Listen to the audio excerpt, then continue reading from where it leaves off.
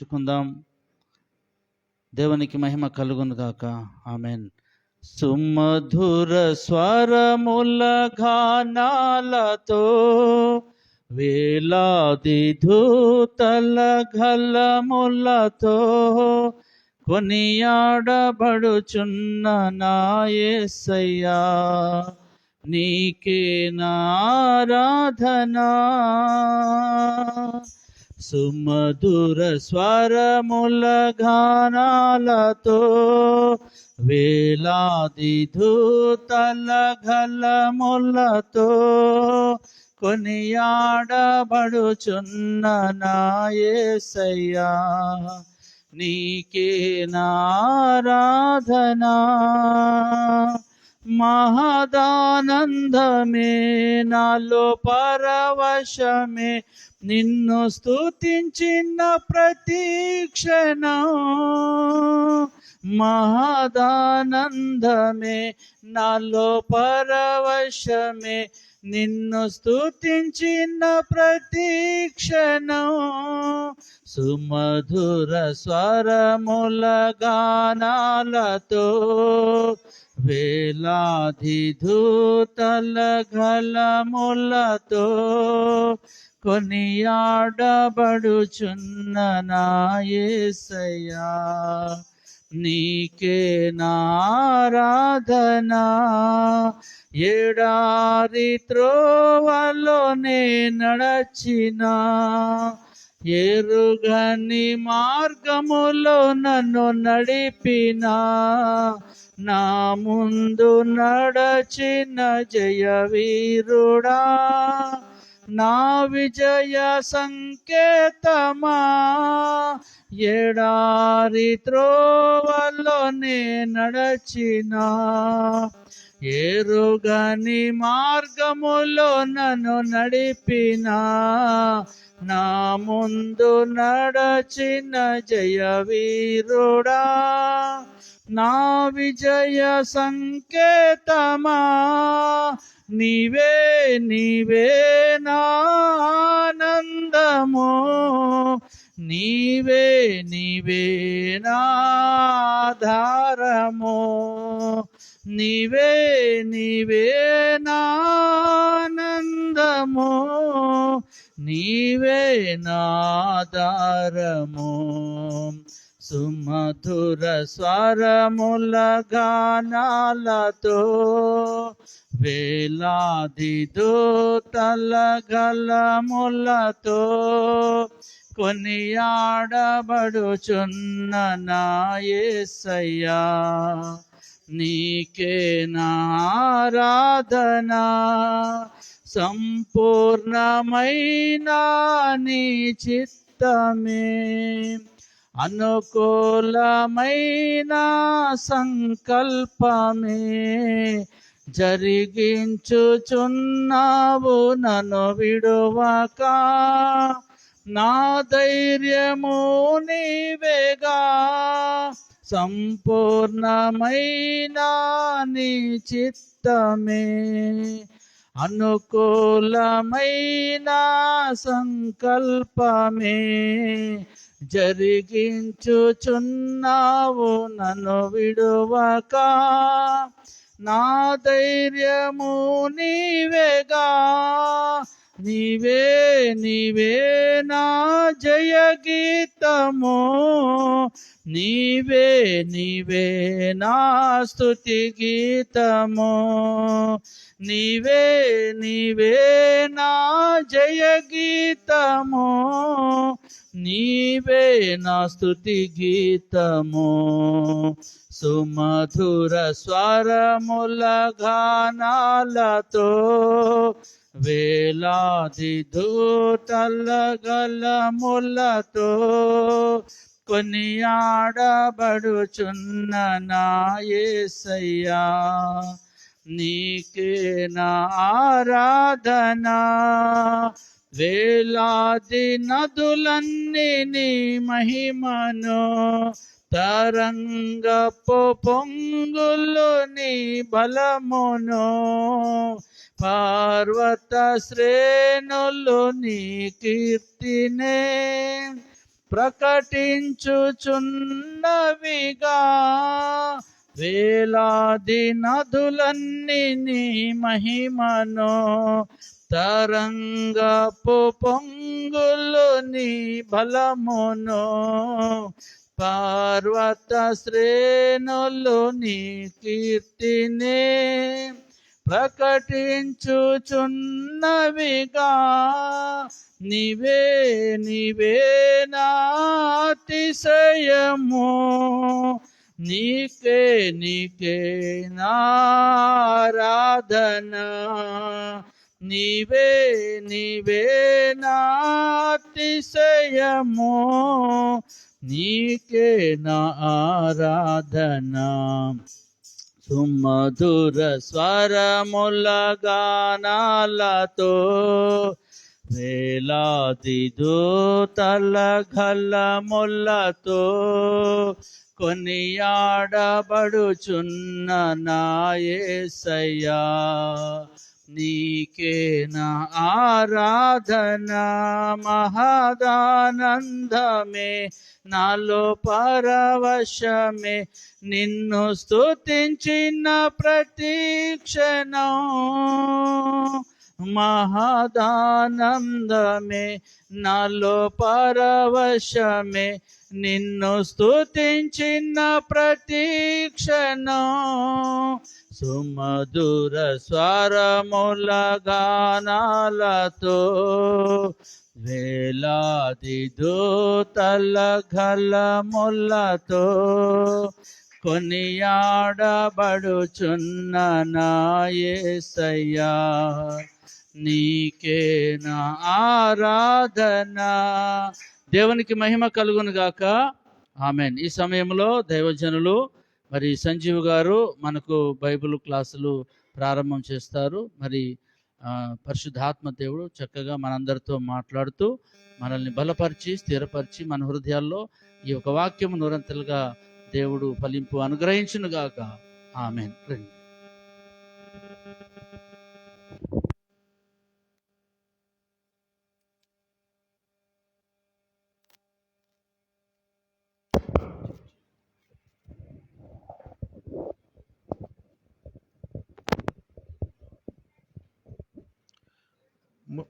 ముందుకొచ్చి కూర్చోండి అమ్మా, ఎందుకంటే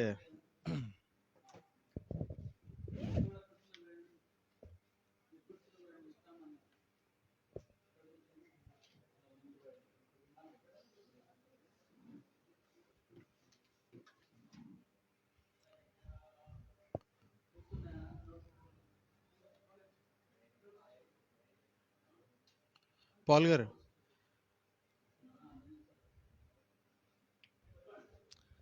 ఫ్యాన్ కూడా కొద్దిగా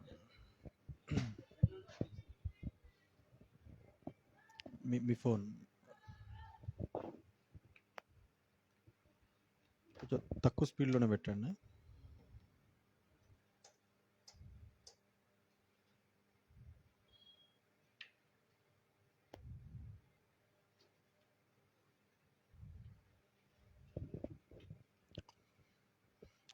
దేవుని నామంలో అందరికీ వందనములు. హల్లెలూయా, హల్లెలూయా. అందరూ రెస్పాన్సివ్గా ఉండండి.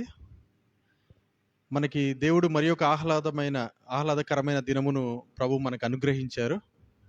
మరి ఒక శనివారం మనకి ఈ మార్చి నెలలో మనం ఆదికాండము ప్రారంభించి ఉన్నాము. ఇవాళ మొన్న పార్ట్ 1గా చూసాము కదండి. లాస్ట్ టైం ఎంతమంది వచ్చారండి? ఓకే. అయితే మనము భూమి ఎలా ఉందో చూసాము. మన భూమి మన ఆకాశమే కాకుండా ఇంకొక 3 భూముల్ని కూడా చూసాం మనం. వాటిని ఏమేమంటామో కూడా మనము వాటిని విన్నాము. నేను మళ్ళొకసారి అవి వేయబోతున్నాను, మీరే నాకు చెప్పాలి. నేను వేస్తున్న ప్రతి చోట ఏ భూమి ఏ భూమి ఏ భూమి ఏ ఆకాశము ఇవి నాకు చెప్తూ ఉంటే మనం ఈరోజు ఆదికాండం పార్ట్ 2గా ప్రారంభిస్తూ మనము మొదటి దినం నుంచి ఏమేమి జరుగుతున్నాయి బైబిల్లో, ప్రభు ఎలా వాటిని తన మాట ద్వారా పలుకుతూ అనేకమైన విషయాలు చేశారు కదండి 7 దినములు. మరి ముఖ్యంగా ఈ రోజున ఆ 7 దినముల్లో ఏమేమి జరిగాయి అనేది మరి మొదటి పార్ట్ నుంచే మనం తీసుకొని బయటికి రాబోతున్నాం అన్నమాట. ఏవైతే చేసామో వాటిల్లో నుంచే తీసుకొని రాబోతున్నాం. హల్లెలూయా. మనం ప్రార్థన చేసుకొని మన యొక్క అంశంలోనికి వెళ్దాము. మీకు ప్రేమ కనికరం కలిగిన తండ్రి ప్రభా, నాయన ఈ సాయంకాల సమయంలో నాయన ప్రభా మమ్మల్ని అందరినీ నాయన మీ సన్నిధానానికి చేర్చి నాయన ప్రభా, ఆది కాండంలో పార్ట్ 2గా నాయన ప్రభా ఈరోజు వినబోచుండగా నాయన ప్రభా మీరే మాతో మాట్లాడండి నాయన ప్రభా. మీరే నాయన మీ వాక్యాలనే మా ఎదుట ఉంచండి నాయన ప్రభా. అవి యథార్థంగా, సత్యంగా, నిజముగా, వాస్తవంగా అవి మేము గ్రహించే భాగ్యాన్ని అనుగ్రహించండి నాయన ప్రభా.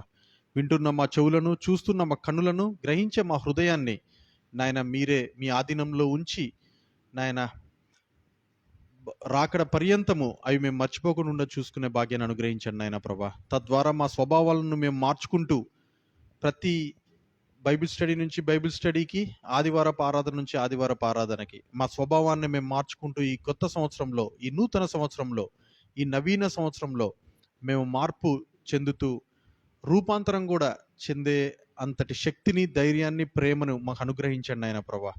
ఇప్పుడు వినబోతున్నగా నాయన ప్రభా నాయన మీరే మా యొక్క కన్నులను నాయన, చెవులను, హృదయాన్ని సున్నతి గావించండి నాయన ప్రభా. తద్వారా మా నిరీక్షణ అయిన మీ రాకడలో నాయన ప్రభా మా యొక్క ఆత్మ, జీవం, శరీరము నిందారహితంగా ఉండే భాగ్యాన్ని అనుగ్రహించమని మా ప్రభు అయిన యేసుక్రీస్తు ద్వారా కొంచెం తండ్రి, ఆమేన్.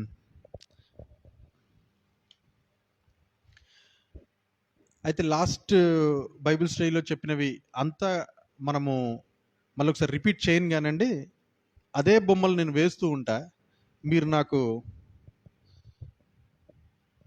మనం ఏ భూమి, ఏ ఆకాశము, ప్రభు ఏమేమి చేశారనే విషయాలు నాకు చెప్తూ ఉండండి. మొదటిగా ఆదియందు దేవుడు భూమి ఆకాశంలో సృజించను కదండి. సో మన భూమిని వేసుకుందాం మొదటిగా. మొన్న డయాగ్రామ్ ఉంటే మొన్న డయాగ్రామ్నే మీరు కొద్దిగా దాన్ని ఎడిట్ చేసుకుంటూ వెళ్ళొచ్చు. మొన్నటి డయాగ్రామ్ ఎవరి దగ్గర అయితే లేదో వాళ్ళు క్రొత్తగా గీయండి మళ్ళీ. ఎందుకంటే ఈ రోజున మొదటి దినం నుంచి జరిగే కొన్ని విషయాలు మనం ఈ డయాగ్రామ్ పరంగానే చూసుకుంటూ ముందుకెళ్తాం అన్నమాట. సో ఇదేంటిదండి? మన భూమి. అయితే మొన్న ఇంకొక 3 భూములు, 3 ఆకాశములుగా ఇంకొక 3 ప్రపంచంలో ఉన్నాయి. ఇదొక ప్రపంచం అనుకుంటే ఒక 3 ప్రపంచంలో ఉన్నాయని మొన్న మనము నేర్చుకున్నాము.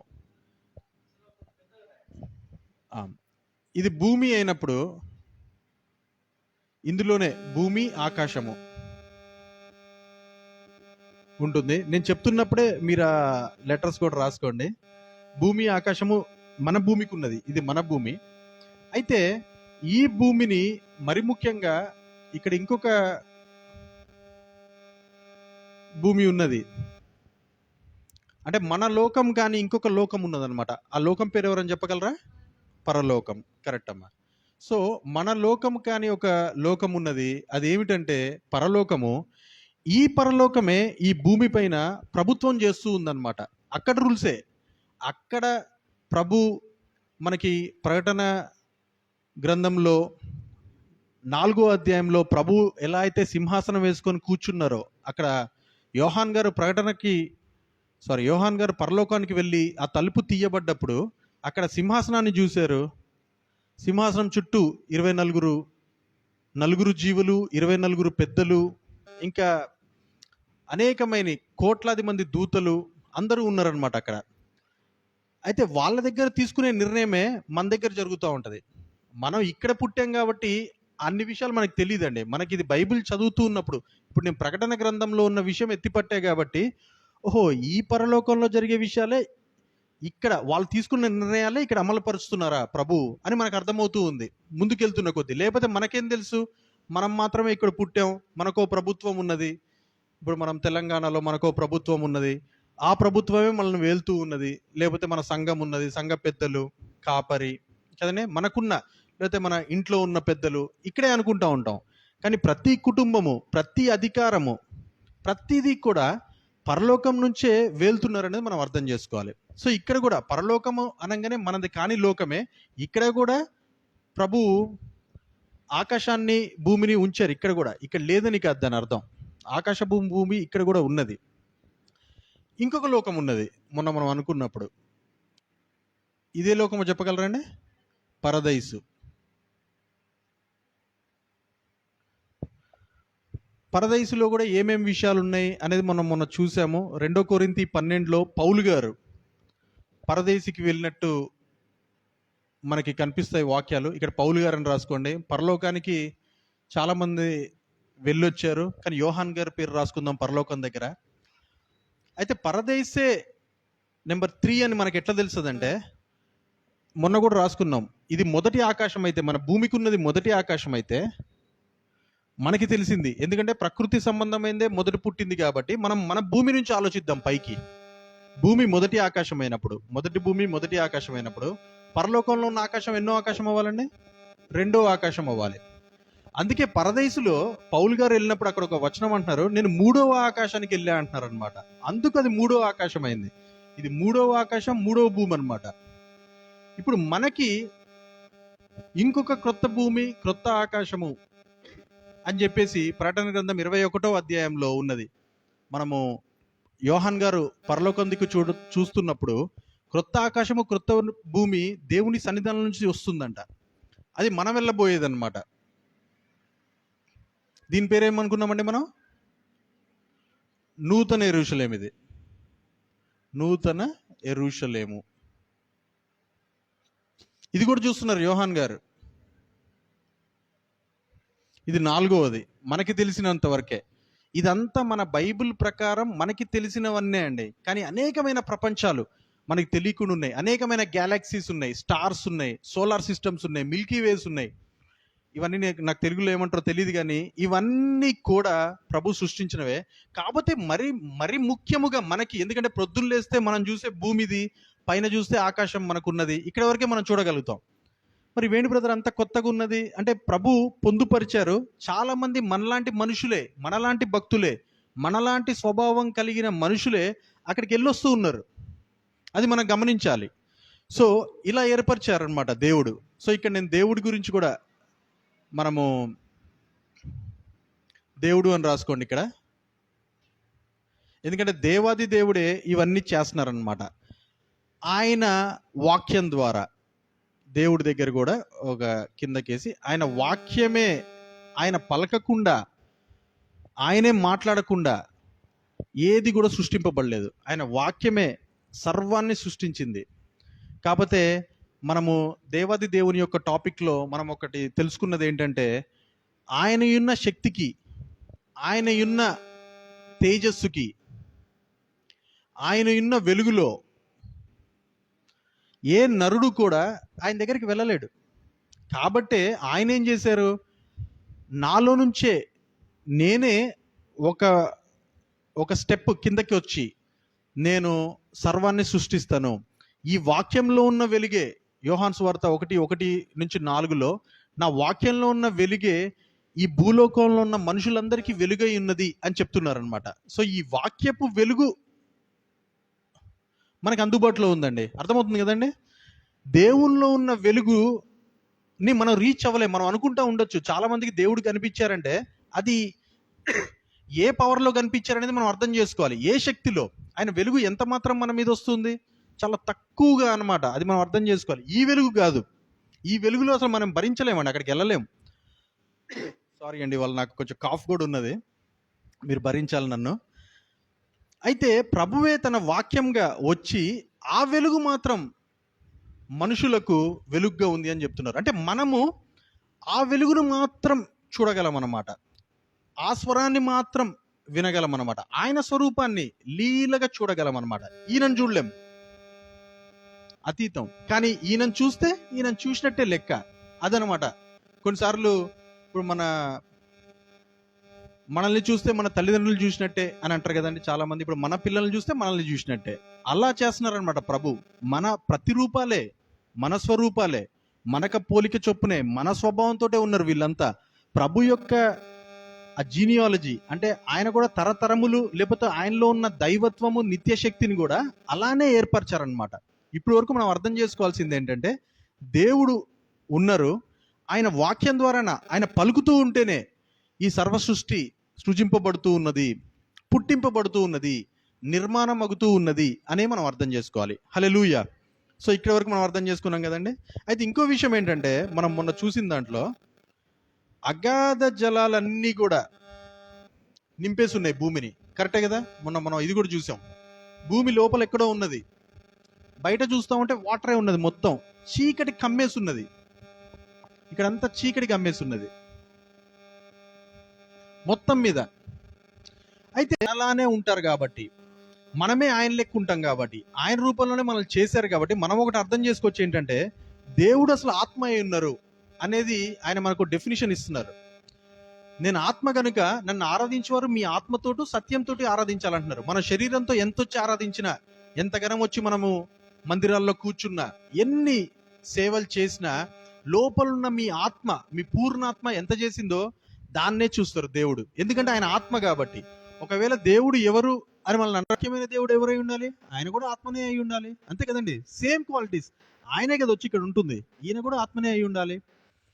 సో దేవుని ఆత్మ ఈ యొక్క అగాధ జలముల మీద అల్లాడుతూ ఉంది అంటున్నారు. అంటే నెక్స్ట్ ఏదో చేయబోతున్నారు. ఎందుకంటే ముందున్న భూమిని ముంచారు కాబట్టి. మనం మొన్న కూడా చూసాం కదండి, భూమి మొత్తాన్ని కూడా ముంచేశారు ఆల్రెడీ. మనము డే 0 మొన్న కూడా అనుకున్నాం. ఇప్పుడు ఇది చూస్తున్న స్థితి ఏంటిదండి? ఇది ఎన్నో డే 0 ఇది. ఇంకా డే 1 స్టార్ట్ కాలే. ఇవాళ స్టార్ట్ చేయబోతున్నాం మనం డే 1. హల్లెలూయా. సో డే 0 సిట్యువేషన్ ఇలా ఉందన్నమాట. అవన్నీ ఉన్నాయి, కానీ డే 0లో ప్రభు చెప్తున్న విషయాలేమో ఇక్కడ వరకు ఉన్నాయి. భూమిని మాత్రం ముంచేసి ఉంచారు మొత్తానికి. అయితే భూమి కూడా బాప్టిజం ఎలా పొందుతుంది అంటే, మనము బాప్టిజం పొందితే ఎలా ఉంటుందో భూమిని కూడా అలానే చేశారు అని చెప్పి ఇప్పుడు 1వ దినం నుంచి చూస్తున్నప్పుడు మనకు అర్థమవుతుంది ఆ భూమిని ఎట్లా పైకి లేపారు అనేది. మొత్తానికైతే ముంచేసి ఉంచారు. ఇప్పుడు మనం కూడా చూడండి, బాప్టిజంకి వెళ్ళినప్పుడు వాటర్లోనే ముంచేశారనుకోండి, మనల్ని ఏమైపోతామండి? అయిపోయినట్టే, చనిపోయినట్టే లెక్క. అందుకే భూమి కూడా దాన్ని చంపేసి ప్రభు దాని పరంగా, భూమి పరంగా దాన్ని కూడా ప్రభు మరణం గావించి దాన్ని కూడా జీవింపజేయబోతున్నారు ఇప్పుడు 1వ దినం నుంచి. హల్లెలూయా. సో ఇదన్నమాట మనం ఆలోచించేది. ప్లస్ ఇంకోటి కూడా మనం ఆలోచించాం ఏంటిదంటే, నోవాహు దినముల్లో ఒకవేళ భూమిని ఎట్లా ముంచి లేపారని మీరు అంటున్నారు బ్రదర్, అది సాధ్యమేనా అన్నప్పుడు ప్రభు మనకి అది సాధ్యమే అని చూపిస్తున్నారు.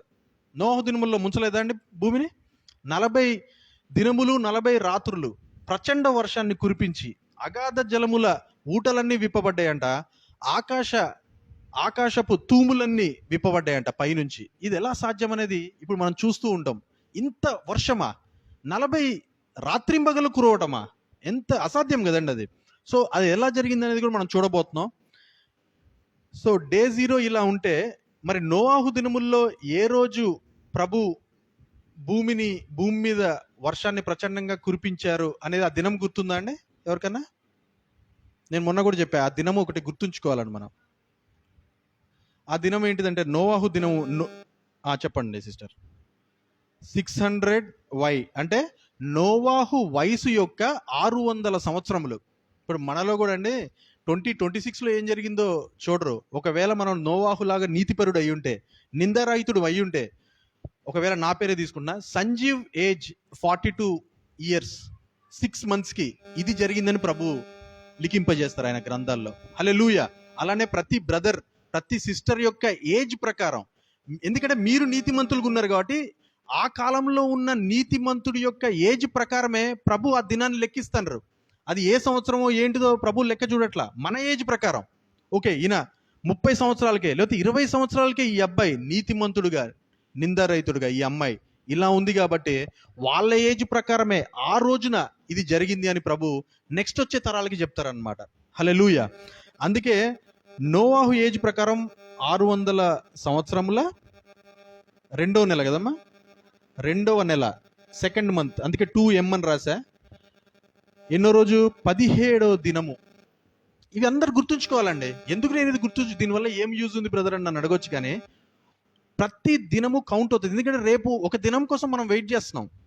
మనంతా వెయిట్ చేయట్లేదా? మన నిరీక్షణ ప్రభు ఆకాశం మేఘారూఢై రావాలనే ఒక దినం కోసం మనం అందరం వెయిట్ చేస్తున్నాం. మరి మన ముందు ఏం జరిగింది?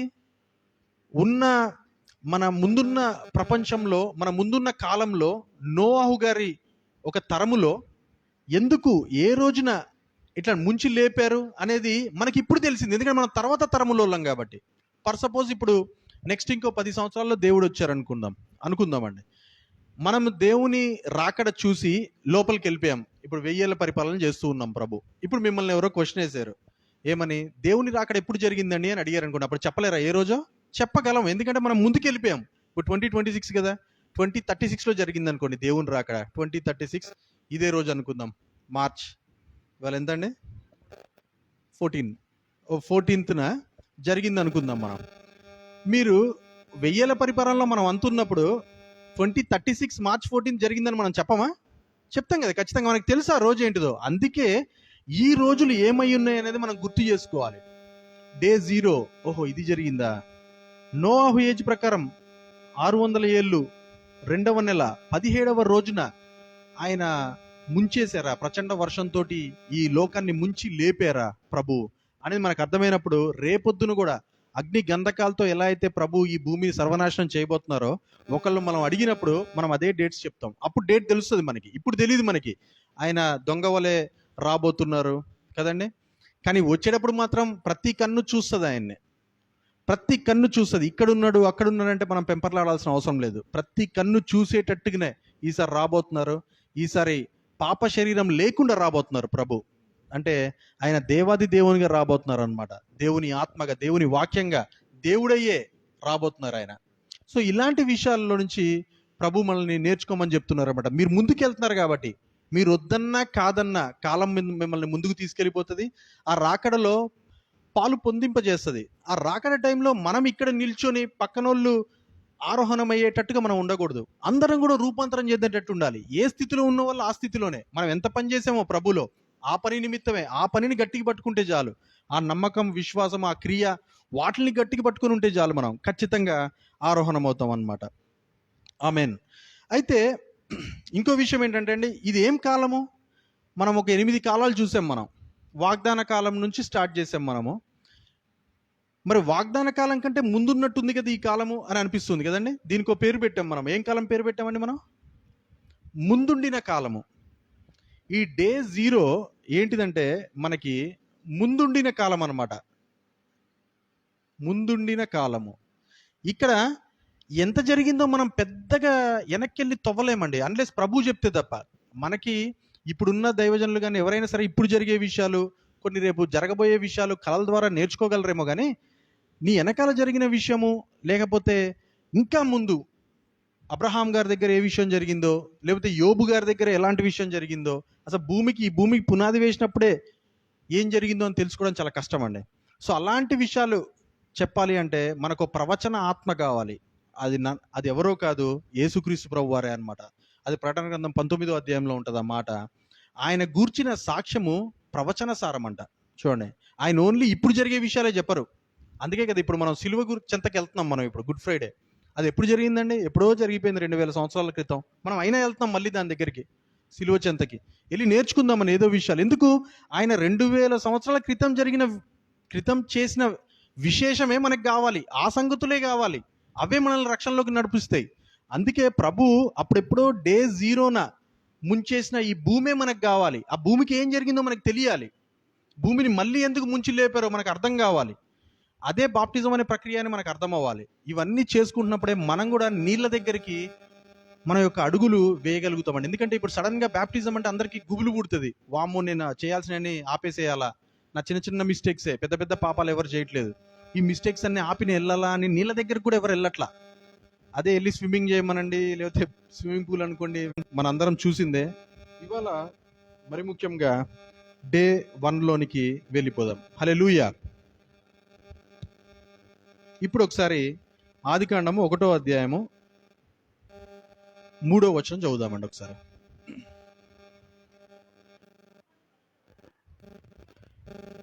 చాలండి.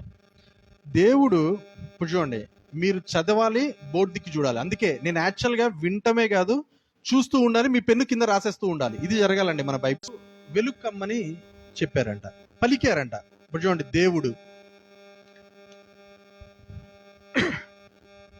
దేవుడు అనగానే ఈ దేవుడే పలికారని మనకు తెలుసు. కానీ ఈ దేవుడు పలికితే ఒకవేళ ఆ పలికిన శక్తిలో మనం దాన్ని తీసుకోలేం. కాబట్టి మనమే తీసుకోలేమంటే అక్కడ ఇంకేవి కూడా తీసుకోలేవు. ఎందుకంటే ఆయన ప్రతిరూపంలో ఉన్న వాళ్ళం మనమే తీసుకోలేకపోతే ఇంకేవి సృష్టిలో తీసుకోలేవండి.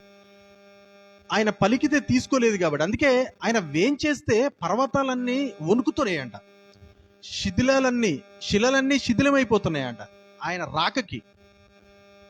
వాక్యమైన దేవుడు రాకకే అట్లుంటే అసలు దేవుడు వేంచేస్తే ఉంటాయండి? ఇవన్నీ ఉండవు, మాడి మసైపోతాయేమో. ఆ వెలుగు వచ్చి ఎక్కడెక్కడో వేరైపోయినట్టు కాదు. దేవుడు అని మీరు ఎవరెవరైతే అనుకుంటున్నారో, ఒకవేళ బైబిల్ ప్రకారం ఇప్పుడు వరకు మీరు విన్న ప్రకారం ఇప్పుడు యేసుక్రీస్తు ప్రభు వారే అనుకున్నా ఆయన అంటున్నట్టే లెక్క. కానీ ప్రభు ఇవన్నీ మర్మంగా ఉంచారనమాట. మర్మంగా ఉంచుతూ పాత నిబంధన చదువుతున్నంతసేపు యేసయ్య అనే పేరుని అంతగా వాడట్లా, పరిశుద్ధాత్మ అనే పేరుని కూడా అంతగా వాడట్లా ప్రభు. కానీ వాళ్ళ యొక్క క్రియలన్నీ కూడా మొదటి నుంచి జరుగుతున్నాయి, లేకపోతే వాళ్ళు మనకి దేవుడు అవ్వరు కదండి. 2000 సంవత్సరాల క్రితం యేసయ్య వస్తే ఆయన భూమిని చేసింది ఎవరు అంటే యేసయ్య అని మనం చెప్పలేం.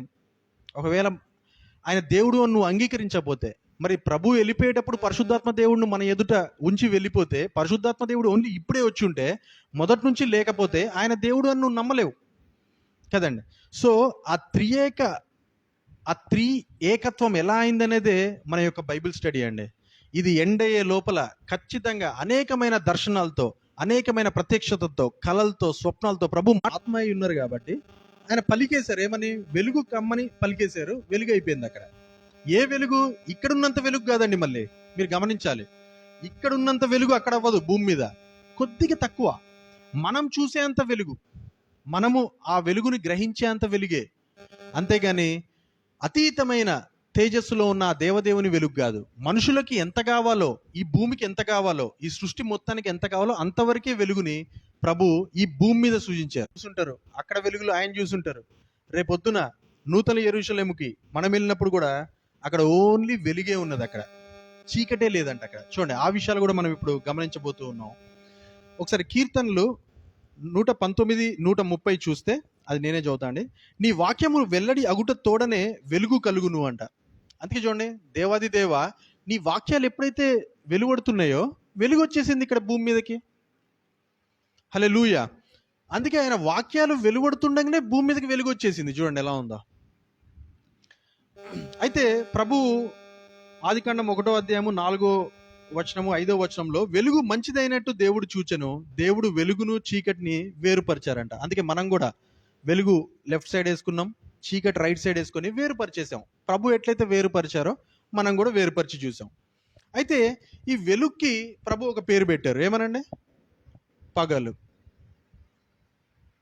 చీకటికి రాత్రి. రాసుకోండి, ఇక్కడ వెలుగుకేమో పగలని పెట్టారు, చీకటికేమో రాత్రిని పెట్టారు. అసలు ఇక్కడ సూర్యచంద్ర నక్షత్రాలు ఉన్నాయండి ఈ స్టేజ్లో? లేవు ఇంకా. అవి ఎప్పుడో 2, 3 ఎన్నో రోజు వస్తుందండి? 4వ రోజా? 4వ రోజు వస్తున్నాయి సూర్యచంద్ర నక్షత్రాలు.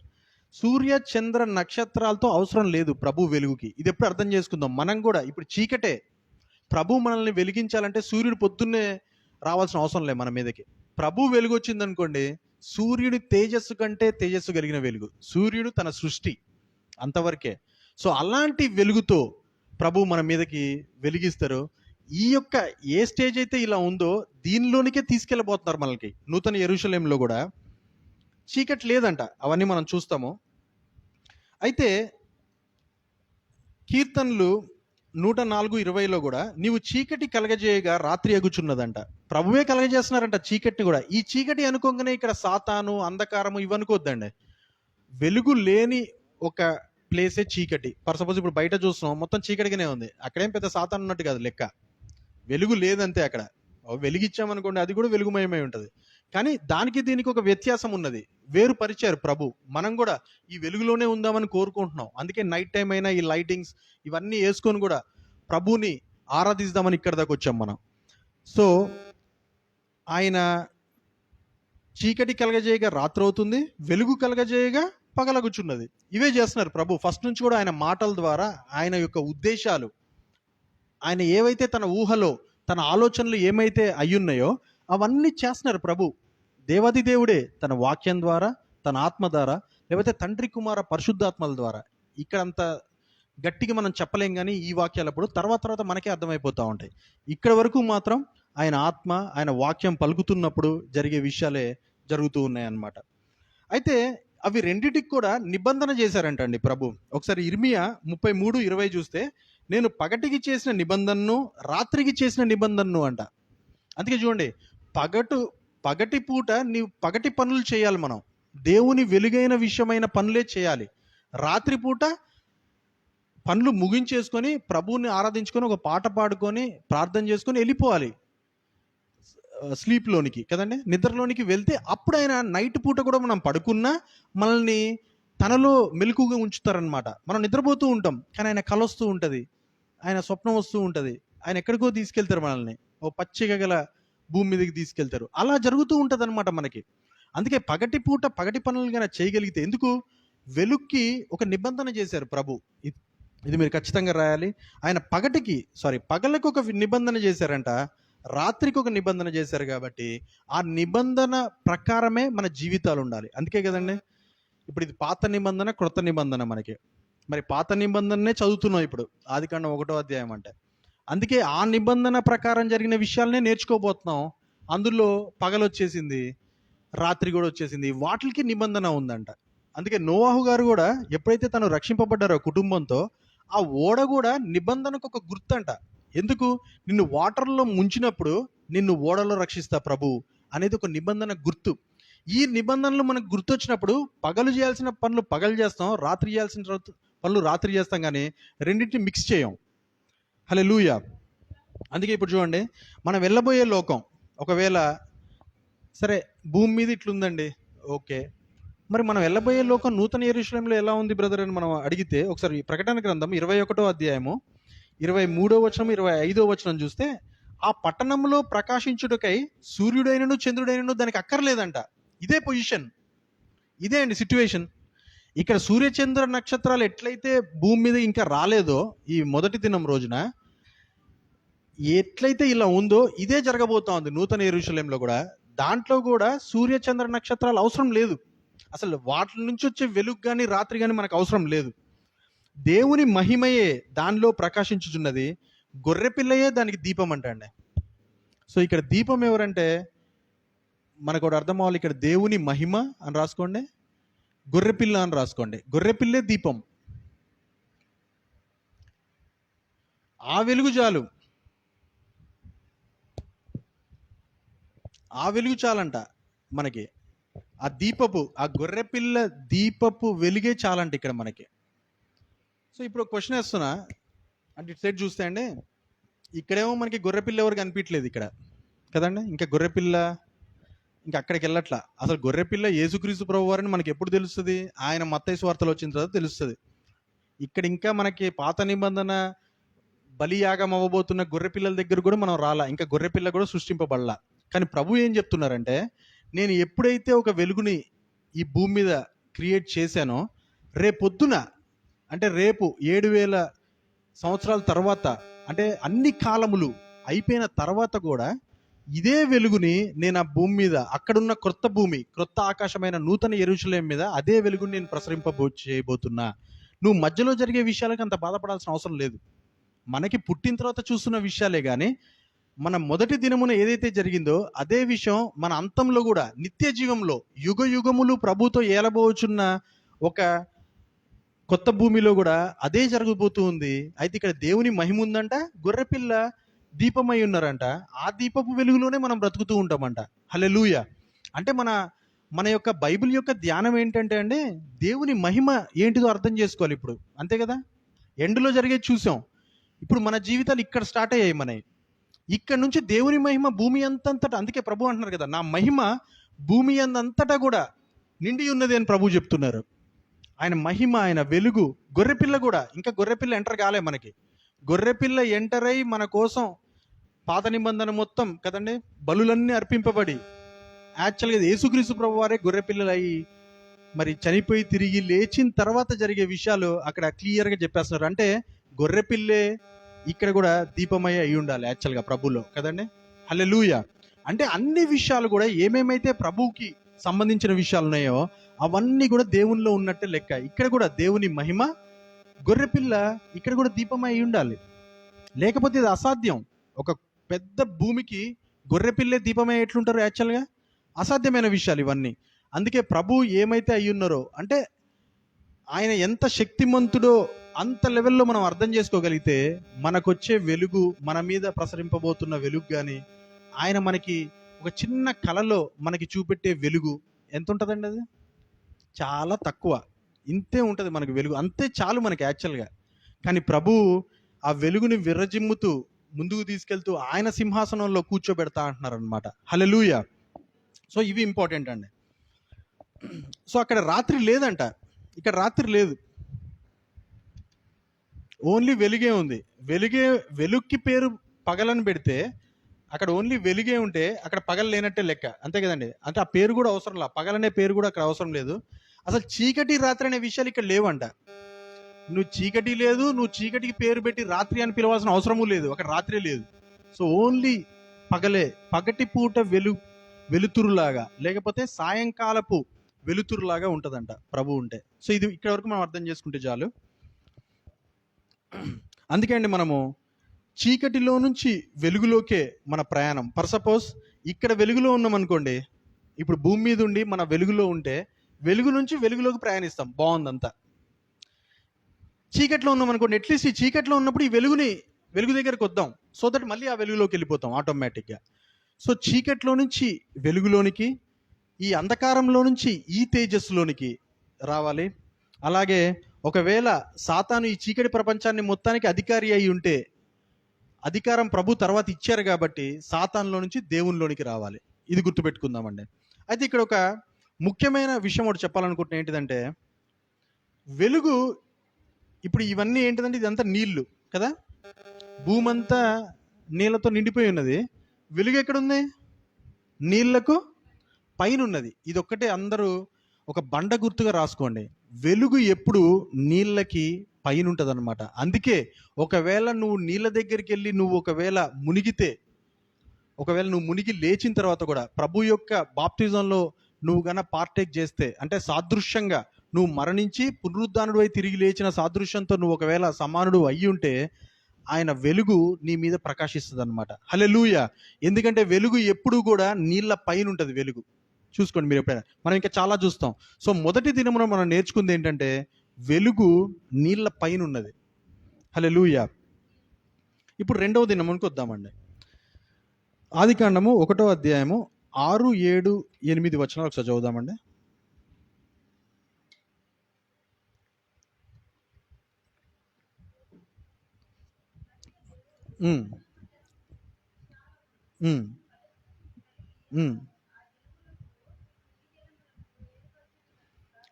చాలండి, ఇది చాలా ఇంపార్టెంట్ అండి. ఇప్పుడు మనం చూడబోయేది, అసలు జలాలన్నీ ఎక్కడున్నాయి? కింద ఉన్నాయి, అంతే కదా. వెలుగు పైన ఉంది, జలాలు కింద ఉన్నాయి. ఈ జలాల మధ్య అంట ఒక విశాలం ఏర్పరచబడాలంట. అంటే ఏంటిదంటే ఇప్పుడు దీన్నే మనం ఒకసారి అర్థం చేసుకుందాం.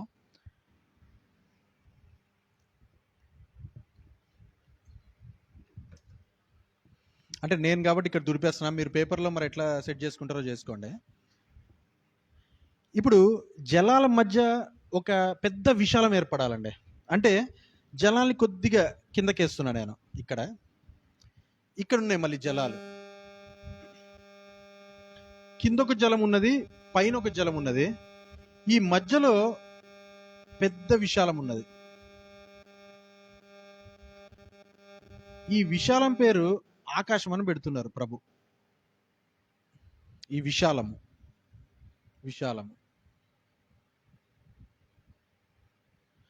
ఇవి పై జలములను రాసుకోండి అందరూ. ఇది పై జలములు, ఇది చాలా ఇంపార్టెంట్ అండి. ఇది పై జలములు. ఇవేంటివి? క్రింది జలములు ఇవి.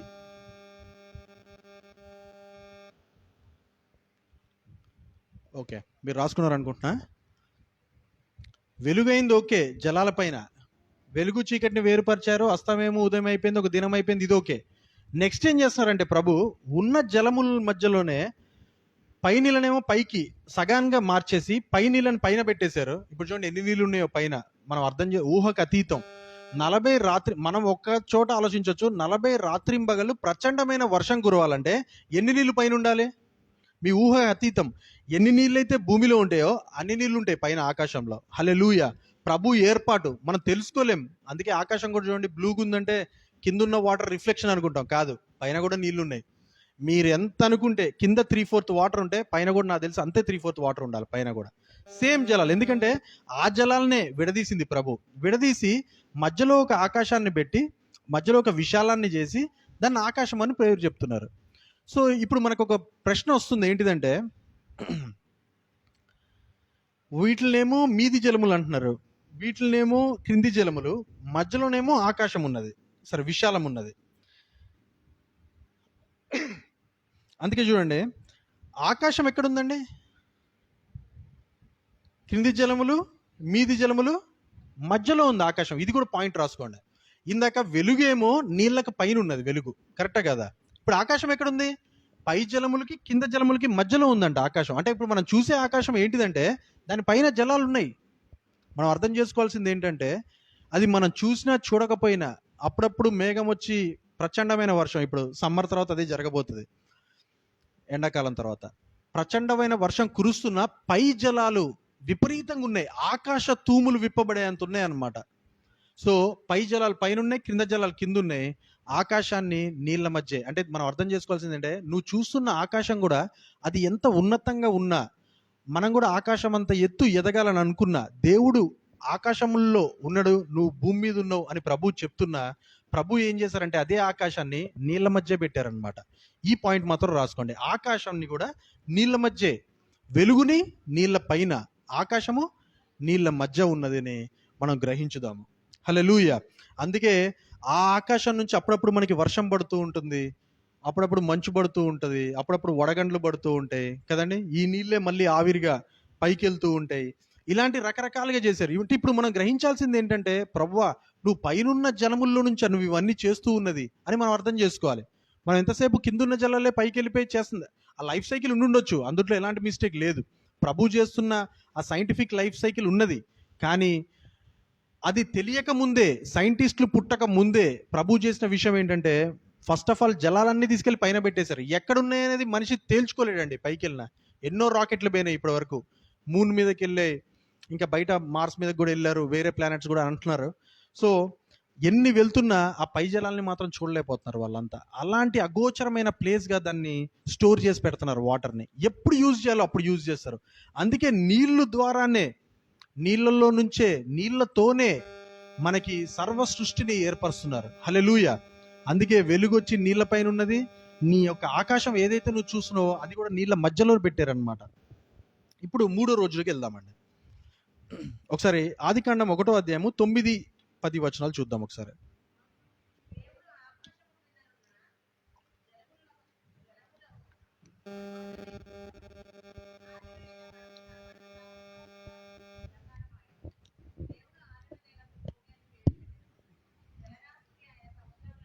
చాలండి, ఇప్పుడు చూద్దామండి. ఇప్పుడు కిందది మళ్ళీ అంతా సెటరేట్ అయిపోయిన తర్వాత కింద దాన్ని నేను మళ్ళీ కొద్దిగా మారుస్తున్నా, కింద జలాల్ని. ఎందుకంటే ప్రభు మళ్ళీ ఇక్కడ కింద జలాలను టచ్ అయిపోతున్నారు. ఇప్పుడు ఏమని, సగం జలాల్ని జలరాశి అని చెప్పి సముద్రాలని చెప్తున్నారు ప్రభు, అంతే కదండి, సముద్రములైనవి. ఎందుకు జలాలన్నీ మీరు ఒక చోటికే రండి, ఎందుకంటే భూమిని, ఇంకా భూమి కనిపించలేదు అసలు, మనం ఉండన్న భూమే ఇంకా లేదు, ఈ భూమిని నేను 6 నెలలుగా మీకు పైకి తేవాలి, జలాలన్నీ పక్కకు వచ్చేయండి అని చెప్తున్నారు ప్రభు. అందుకే అవి పక్కకి రాగానే 6 నెలలు కనపడింది. ఇప్పుడు ఇదంతా 6 నెలలు అనుకుందాం, భూమి కనిపించింది. అందుకే జలరాశి కిందున్న జలాల్లోనే జరిగిందనమాట. పైనున్న జలాలు అట్లనే ఉన్నాయి పైనే, కిందున్న జలాల్లో మాత్రం ఒక సైడ్కి వాటర్ అంతా రమ్మని చెప్పారు. అందుకే ఇప్పుడు మనం చూస్తే ఒక గ్లోబ్ని చూస్తే మనం ప్రపంచాన్ని 3/4 వాటరే ఉంటాయి మనకి కదండి, 3వ వంతు నీళ్ళే ఉంటే, పావు అంతే భూమి ఉంటుంది. అసలు ఆ భూమి ఆ మాత్రం పైకి తేలజేయడానికే ప్రభు ఆ నీళ్ళన్నింటినీ పక్కకి జరిపి లేకపోతే కిందకి జరిపి సెట్ చేశారనమాట. అవి మన మీదకి పొంగకుండా దానికి ఒక కట్టడిని విధించారు కదండి. మనం ఏదైనా బీచ్కి వెళ్ళినప్పుడు, సీషోర్కి వెళ్ళినప్పుడు ఎలా ఉంటుంది, పొంగులు వస్తాయి కానీ మన దాకా రావు. ప్రభు దానికి ఒక కట్టడిని పెట్టారనమాట. నువ్వు ఆ ఇసుకని దాటి రాకూడదు, ఎందుకంటే ఇసుకే నీకు బౌండరీ. మనం కూడా లైన్ గీస్తాం కదా మన ఇళ్ళకి, మనలో కూడా మన చుట్టూ కూడా బౌండరీ గీస్తాం, నువ్వు నన్ను ముట్టుకోవద్దు అని చెప్పేసి. ఎందుకు? మనమే గీసేసుకుంటాం అనమాట. అలానే సముద్రానికి కూడా ప్రభు దానికి ఒక బౌండరీ పెట్టారు. నువ్వు అలా ఎంతైనా లెగు, కానీ నువ్వు ఆ ఇసుకని దాటి మాత్రం రాకూడదు, అదే నీ బౌండరీ అని ప్రభు పెట్టి. ఎందుకు? ఈ 1/4 భూమి కాపాడబడాలి కాబట్టి కదండి. నీళ్లు కన్నా లేచి అని, నీళ్లు 3/4 ఉన్నాయి, 3 వంతులు అవి లేస్తే మన భూమి ఎంతో కాదు, అంతటి భూమిని పెట్టి ప్రభు చేశారనమాట. సో ఇప్పుడు భూమి ఎలా ఉంది ఆలోచిద్దాం. భూమి కూడా, భూమి కనిపిస్తున్నా కింద మాత్రం వాటరే ఉంటాయి అన్నమాట ఇట్లా. సో ఇప్పుడు చూడండి, ప్రభు ఎంత విచిత్రంగా ఎంతో జ్ఞానంతో దాన్ని సెట్ చేశారంటే, భూమిని పైన నీళ్లున్నాయి, క్రింద నీళ్లున్నాయి, మధ్యలో ఆకాశం ఉంది. ఇప్పుడు భూమిని కూడా వేరుపరిచారనమాట. అంటే నీళ్ళ మధ్యలోకి ఆకాశము వచ్చింది, నువ్వు ఉంటున్న భూమి కూడా వచ్చేసింది అనమాట. సో అందుకే మనం ఉంటున్న ఆకాశము భూమి ఏదైతే ఉందో ఇవి రెండు కూడా నీళ్ళ మధ్యలోనే ఉన్నాయి అని అర్థం చేసుకోవాలి. ముందు నుంచి కూడా ఆయన ప్రణాళిక ఏంటంటే నీళ్ళని చాలా మీకు మరి ముఖ్యము. అందుకే నీళ్ళ ద్వారా బాప్తిజం నేను 4000 సంవత్సరాల తర్వాత వచ్చి తీసుకొచ్చి పెడుతున్నా మీ ముందుకి, అర్థం చేసుకోండి అని యేసుక్రీస్తు ప్రభు వారు చెప్తున్నారు. ఆయన కంటే ముందే బాప్తిజం ఇచ్చి యోహాన్ గారు కూడా చెప్తున్నారు. హల్లెలూయా. ఇలాంటి భూమిని పెట్టి ప్రభువు నీళ్ళ మధ్యలోనే పెట్టేశారు. అందుకే భూమి ఆకాశం కూడా ఎక్కడుంది మీది అంటే నీళ్ళ మధ్య ఉందని చెప్పాలి మనం కూడా. అలానే సెట్ చేశారు ప్రభు. అందుకే ఒకసారి మరి భూమి మీద అంటే సముద్రం ఉన్నది, మరి మిగతా ఎక్కడైనా సముద్రం ఉందా అని అడగొచ్చు. ఒకవేళ భూమిలో నుంచి దాటి బయటికి వెళ్ళి వేరే లోకాలు ఉన్నాయి కదండి, మనకి సముద్రం ఉందండి. ఈ పరలోకంలో యోహాన్ గారు ఒకసారి ప్రకటన గ్రంథం 4వ అధ్యాయం 6వ వచనంలో, సింహాసనము ఎదుట స్ఫటికమును పోరిన గాజు వంటి సముద్రం ఉందంట. ఇక్కడ సముద్రం ఉందండి, గాజు వంటి సముద్రం ఉందంట. ఇక్కడ గాజు వంటి సముద్రం పుట్టికే అంటే మీకు ఒక రిఫరెన్స్కి చెప్తున్నా. ఎందుకంటే భూమి మీద సముద్రం ఎలా ఉందో మనకు తెలుసు, పరలోకంలో గాజు వంటి సముద్రం అనేది ఒకటి ఉందని అర్థమవుతుంది. అదే ప్రకటన గ్రంథం 21వ అధ్యాయం 1వ వచనంలో, మనం వెళ్ళబోయే లోకంలో ఇక్కడ మీరు అనుకోవచ్చు ఇక్కడ ఉందా అండి సముద్రం అంటే, సముద్రం అక్కడ లేదంట. ఇక్కడ సముద్రం లేదని రాసుకోండి. ఇక్కడ నూతన యెరూషలేములో సముద్రం లేదు. మరి అక్కడ ఏముంది బ్రదర్? మనం ఎందుకంటే రేపు మనం మరి ఆరోహణమై ప్రభుతో నిత్య జీవంగా యుగ యుగములు ప్రభుతో ఉండబోతుండగా అక్కడేముందంటే, అక్కడ 22వ అధ్యాయం 1వ వచనంలో, స్ఫటికము వలె మెరయునట్టి జీవజలముల నది దేవుని యొక్కయు గొర్రెపిల్ల యొక్కయు సింహాసనం వద్ద నుండి వెళ్తుందంటండి. అంటే మనకు ఓన్లీ ఇక్కడ ఏముందంటే జీవజలముల నది ఉన్నది మనకి. ఇక్కడ జీవజలముల నది, అది దేవుని యొక్కయు గొర్రెపిల్ల యొక్క సింహాసనం మధ్యలో నుంచి వెళ్తుందంట అండి. సో హల్లెలూయా. అంటే మనం ఇక్కడ అర్థం చేసుకోవాల్సింది ఇవి చాలా టెంపరరీ విషయాలు అనమాట. మనకి ఇక్కడ సముద్రము కూడా ఎందుకు ఏర్పరుస్తున్నారంటే, సముద్ర వ్యాపారం ఎలా జరుగుతుందండి మీరు చూసుకోవచ్చు. ఒకవేళ మనకి అంత తెలియదు, ఎందుకంటే మనం మధ్యలో ఎక్కడో భూమిలో మధ్యలో ఉన్నాం కూడా మనకి తెలియదు. కానీ సముద్రపు అద్దరినున్న వాళ్ళకి తెలుస్తుంది సముద్ర వ్యాపారం ఎట్లా జరుగుతుందో. వ్యాపారం మొత్తం తిప్పుతారంట ప్రభు, సముద్రపు సంపద మొత్తం వాళ్ళ సైడ్ తిప్పుతారంట. అందుకే చూడండి చాలా రిచ్ ఉంటారు వాళ్ళు. అసలు మనం ఇంకా ఇండియాలో చూస్తేనే అట్లుంది, అసలు అవుట్ ఆఫ్ కంట్రీస్ ఆ మధ్యధరా సముద్రం ఎక్కడైతే ఇజ్రాయెల్ ఆనుకొని ఉంటుందో అక్కడ ఇంకా ఘోరంగా ఉంటుంది పరిస్థితి. ఇంకా అమెరికా సముద్ర తీరం కూడా చాలా రిచ్ ఉంటారు వాళ్ళు. ఎందుకంటే సముద్ర సంపద అలాంటిది అనమాట, భయంకరమైన సంపద ఉంటుంది వాళ్ళకి. అందుకే మనల్ని కూడా ప్రభు ఆ సంపదను చూసి, మనం ఇది ఆ సంపద కలిగిన వాళ్ళంతా ఏడుస్తున్నట్టుగా ప్రకటన గ్రంథం 18వ అధ్యాయంలో ఉంటుందండి. సముద్ర వర్తకులందరూ కూడా ఆ మహాబబులోను కూలిపోవడం చూసి ఏడుస్తూ ఉంటారంట. అయ్యో నువ్వు నన్ను ఇంత ధనవంతుల్ని చేసావే, నీ సముద్ర సంపత్తోటే కదా నేను ఇంత రిచ్ అయిపోయా, ఇంత ధనవంతుడిని అయిపోయా, నువ్వు ఒక్క రోజునే కూలిపోయావే నువ్వు బబులోనా, మా పరిస్థితి ఏంది అని వర్తకులు నావికులు అందరూ ఏడుస్తున్నారంట అండి. 18వ అధ్యాయంలో ప్రకటన గ్రంథం చూడండి. ఇలాంటి సముద్రం అది. ఇంకా భూమిలో కూడా మనకున్న ఈ కొద్దిపాటి భూమిలో అనేకమైన ఖనిజాలు, మనకి తెలియదు ఏముంది కదండి, గోల్డ్ ఉన్నాయి, ఇంకా లక్కీకి ఇక్కడ స్టోన్స్ ఉన్నాయి, ఇంకా చాలా ఖనిజాలు ఉన్నాయి భూమిలో. ఆ ఖనిజాలని తీసుకునే మనం మన మీద కొద్దిగా గోల్డ్ పెట్టుకుంటాం కదండి, కొద్దిగా ముత్యాలు పెట్టుకుంటాం, కొద్దిగా రత్నాలు పెట్టుకుంటాం. ఇవి పెట్టుకుంటూనే మనము కొద్దిగా ముసలోళ్ళు అయ్యే లోపల ఇవన్నీ అనుభవించాలని కోరుకుంటాం. తప్పులేదు, కొద్దిగా మితంగా వాడినంతసేపు ఎలాంటి తప్పులేదు.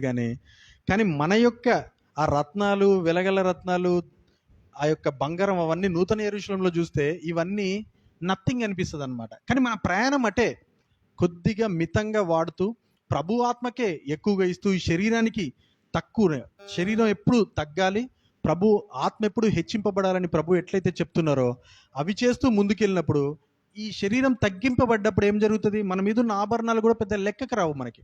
ఏదో మితంగా వాడతాం, మరి బోసిపోకుండా, అక్కడ వరకే తప్ప ప్రభు యొక్క చిత్త ప్రకారమే అలాంటి స్థితిలోనికి మనం వెళ్తాం అనమాట. సో అక్కడ మనకి నూతన యెరూషలేములో జీవ జలముల నది ఉన్నదంట. మనకి సముద్రంతో పని లేదు, సముద్ర వ్యాపారము, సముద్రం లాంటి సముద్రము అన్య జనములతో కూడా పోల్చబడ్డది కదండి, మనకు తెలుసది. అన్యులతో పని లేదు మనకి ఇంకా, ఎందుకంటే ఇక్కడ ఈ లోకంలో ఉంటూనే లోకానికి వేరే బతుకుతున్నాం అందరం. ఈ కొద్ది మంది మనం ఎందుకు ఇక్కడికి వచ్చి ఉంటున్నామంటే లోకానికి వేరే బతుకుదామని డిసైడ్ అయిపోయినాం మనం అంతా. రేపు కూడా సండే సర్వీస్కి వచ్చే వాళ్ళు కూడా ఇలా బతికినందుకే ప్రభు అలాంటి మహద్భాగ్యాన్ని ఇవ్వగలుగుతున్నారు. అక్కడ ఓన్లీ నదే ఉన్నది, ఆ నది ఈక్వల్ టు పరిశుద్ధాత్మ దేవునితో పోలికగా ఉన్నదన్నమాట.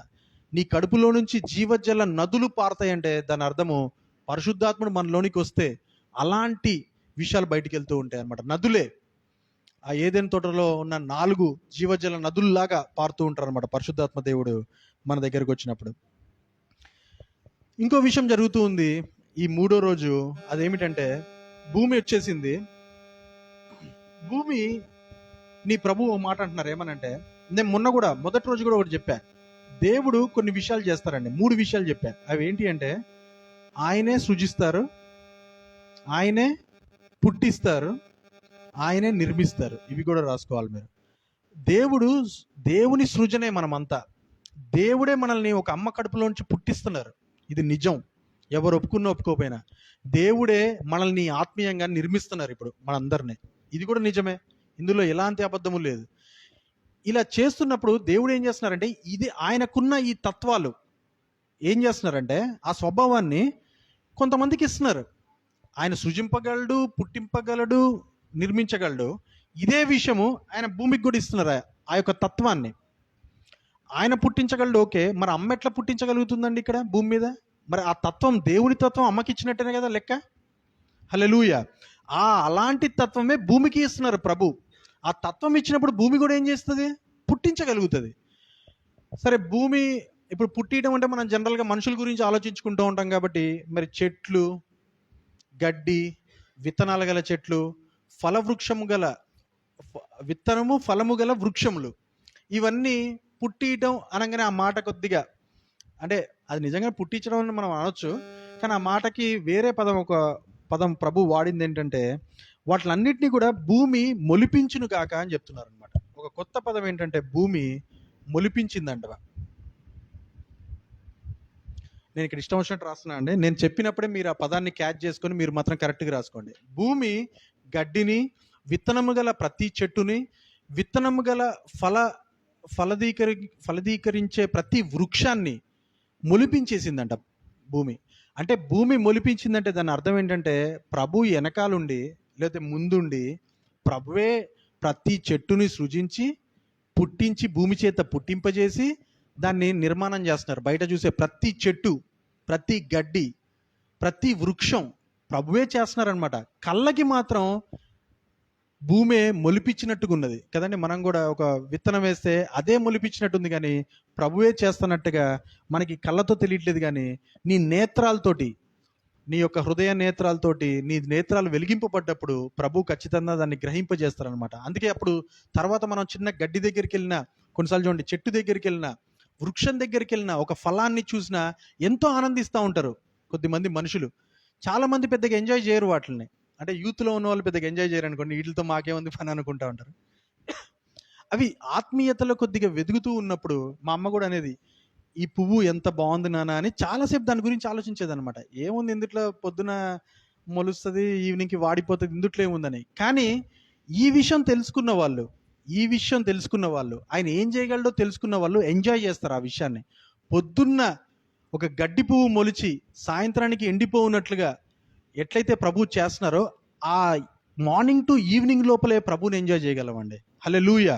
సొలొమోను గారి అలంకరణ, ద రిచెస్ట్ కింగ్ ఒక ధనవంతుడిని మీరు మన బైబిల్ ప్రకారం చూడాలంటే అంతకంటే ధనవంతుడు లేడు. ఇప్పుడు ఎవరినన్నా అంబానీని అనుకోవచ్చు, ఇంకెవరినన్నా అనుకోవచ్చు, కానీ అంతకంటే ధనవంతుడు లేడండి. ఒక చోటికి వచ్చేసరికి వెండిని కొలవటం ఆపేసి వదిలేసిర్రంట.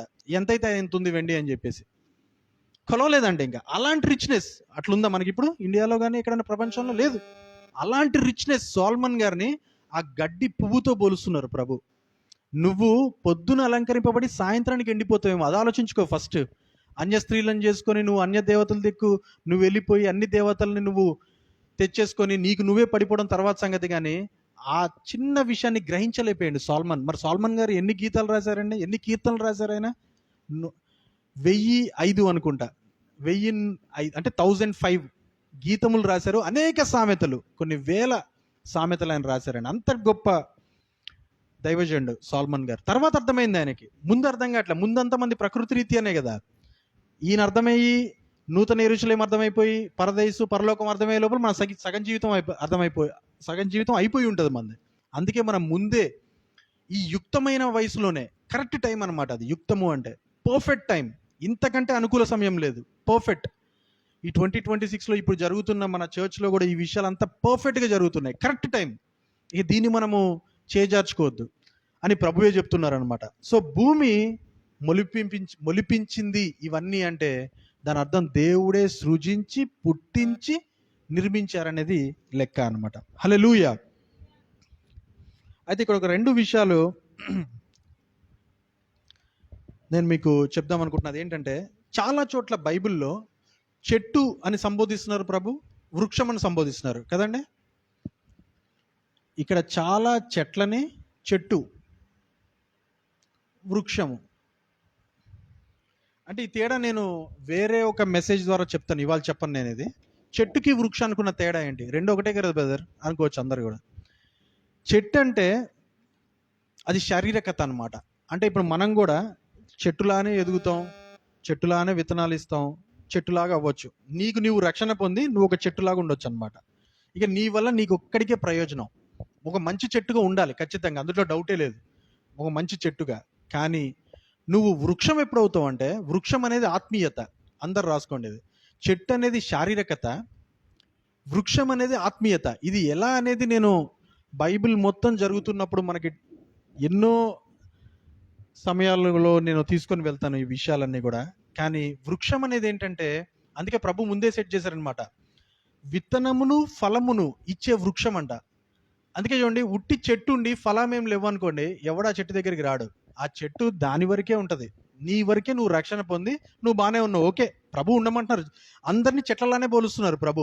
నీ చెట్టు నువ్వు బాగానే ఉన్నావు, నువ్వు కొమ్మలు బాగానే వేసావు, నీ ఆకులు బాగానే ఉన్నాయి, ఇక్కడ వరకు ఓకే. కానీ ప్రభు ఏమంటున్నారంటే నిన్ను వృక్షంగా ఎదగమంటా ఉన్నారనమాట. ఎందుకు? నువ్వు వృక్షంగా ఎదిగి ఫలాల్ని నువ్వు పొందుకొని పక్కన వాళ్ళకి ఆ ఫలాన్ని ఇచ్చేంత వృక్షంగా ఉండాలి. నీ వృక్షం కింద నీడలాగా ఉండాలి. నీ వృక్షంలో ఉన్న ఆహారం అంతా పక్కన వాళ్ళకి ఆహారంగా వెళ్ళాలి అని ప్రభు చెప్తున్నారు. హల్లెలూయా. ఇది నెక్స్ట్ లెవెల్, ఆత్మీయమైన లెవెల్ అనమాట. నిన్ను నువ్వు ఫస్ట్ రక్షించుకొని కాపాడబడి నువ్వు దేవుళ్ళలోకి వచ్చిన తర్వాత ఒక చెట్టులాగా అయితే ఒకవేళ నీకు అనిపిస్తే, నెక్స్ట్ మనం ఏం చేయాలంటే వెంటనే ఫలాల్ని మనకి మనమే డెవలప్ చేసుకోవాలండి. ప్రభు యొక్క ఫలములు అందరికీ తెలుసు, ఆత్మఫలం తెలుసు మనకి, కృప వరములు, ఆత్మ వరములు, ఇవన్నీ కూడా మనం వృక్షంలాగా ఎదగడానికి పనికొస్తాయి అన్నమాట ఇవన్నీ. అందుకే మహావృక్షంలాగా ఇప్పుడు అబ్రహాం గారిని చూసుకుంటే ఆయన మహావృక్షం. ఆయన కింద అనేకమైన జనములు, దాసీలు, ఆకాశ పక్షులు, క్రిందున్న జంతువులు అన్నీ వచ్చి కూడా ఆ వృక్షం కింద సేద తీరుతున్నాయంట. ఇంకో రకంగా నెబుకద్నెజర్ గారి గురించి కూడా ప్రభు చెప్తున్నప్పుడు, భూమి అందంతటా సరిపోయేంత ఆహారం ఉందంట ఆ వృక్షం దగ్గర. చూడండి ఎలా ఉందో. మనం అనుకోవచ్చు మన ఇంట్లో మనం ఒక్కలమే ఇట్లా కూర్చొని ఉంటే మన దగ్గర ఏముంది అనుకుంటాం మనం, కానీ మన దగ్గరే ఉంది మొత్తం. అసలు సర్వ సృష్టిని ప్రభు ఎలా తనలో నుంచి చేస్తున్నారో, సర్వ సృష్టి చేసినప్పుడు నువ్వు ఇక్కడే ప్రభుతోటే ఉన్నావని ఒకవేళ నీకు అర్థమైన రోజున నీలో నుంచే జరిగిందనమాట సర్వ సృష్టి. అసలు మనమే అదంతటికి కారణం, నువ్వే కారణం అని ప్రభు చెప్తున్నారు అన్నమాట. ఈ భూమిని శపించడానికి కూడా నువ్వే కారణం, భూమిని దీవించడానికి కూడా నువ్వే కారణం అని ప్రభు చెప్తున్నారు. సో అలాంటి రీజన్, అలాంటి కారణ జన్ములం మనం అంతా. హల్లెలూయా. అందుకే చెట్టు వృక్షం గురించి సపరేట్ టాపిక్గా మనం తీసుకుందాం. కానీ మనం అందరం కూడా ఫస్ట్ చెట్టులాగా రక్షింపబడి వృక్షంలాగా ఆత్మీయంగా ఎదగాలనేదే ప్రభు యొక్క సంకల్పం. సో మనకు అర్థం అవ్వాల్సింది ఏంటంటే 3వ రోజు నుంచి కూడా పై జలాలకి కిందున్న జలాలకి మధ్యలోనే ఉంది భూమి. అర్థమైంది కదండి. సో మొదటి దినము పరంగా మనకి ఏమర్థం అవ్వాలి? వెలుగు ఎక్కడుంది? జలముల పైనే ఉన్నది. ఆకాశం ఎక్కడున్నది? పై జలములు కింద జలముల మధ్యలోనే ఉంది ఆకాశం. మరి భూమి ఎక్కడుంది? పై జలములకి కింద జలములకి మధ్యలోనే ఉంది భూమి. అందుకే జలము లేకుండా ఏది జరగలేదు ఈ ప్రపంచంలో. ప్రభు మనకి ఫస్ట్ అండ్ ఫార్మోస్ట్గా చెప్తున్న విషయం ఏంటంటే నీళ్ళే నీకు ఇంపార్టెంట్. నీళ్ళ ద్వారానే, నీళ్ళలో నుండే, నీళ్ళతోనే అన్ని విషయాలు జరుగుతాయి అన్నమాట. హల్లెలూయా. ఇంకా మనం ముందుకెళ్ళినప్పుడు మనకి ఇంకా విషయాలు అర్థమవుతాయి. ఇప్పుడు 4వ రోజు దగ్గరకు వద్దాం. ఇక్కడ అసలు విషయం జరుగుతుందండి. అంటే అసలు విషయం అని కాదు, ఇంకొన్ని విషయాల్ని బట్టబయలు చేస్తున్నారు ప్రభు. ఒకసారి 4వ దినము 1వ అధ్యాయము 14వ వచనం చూద్దాం ఒకసారి. 14, 16.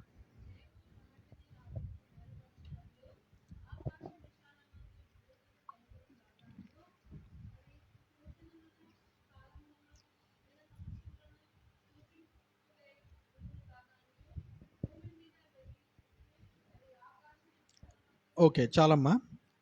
అయితే పగలు రాత్రి వేరుపరిచారు ప్రభు. ఎవరి మహిమ ఎవరి వెలుగుతో అండి వేరుపరిచింది ప్రభు?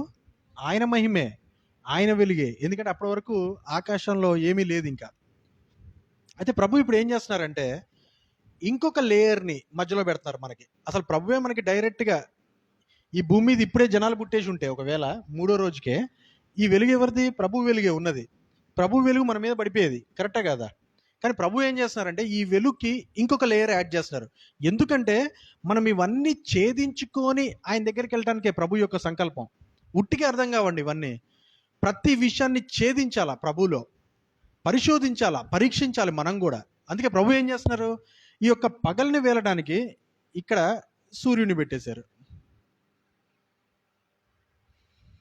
రాత్రిని వెళ్ళడానికి ఇక్కడ చంద్రుడిని పెట్టారు, ఇక రాత్రి ఇంకా వెళ్ళడానికి నక్షత్రాలు, అనేకమైన నక్షత్రాలు చేశారు ప్రభు.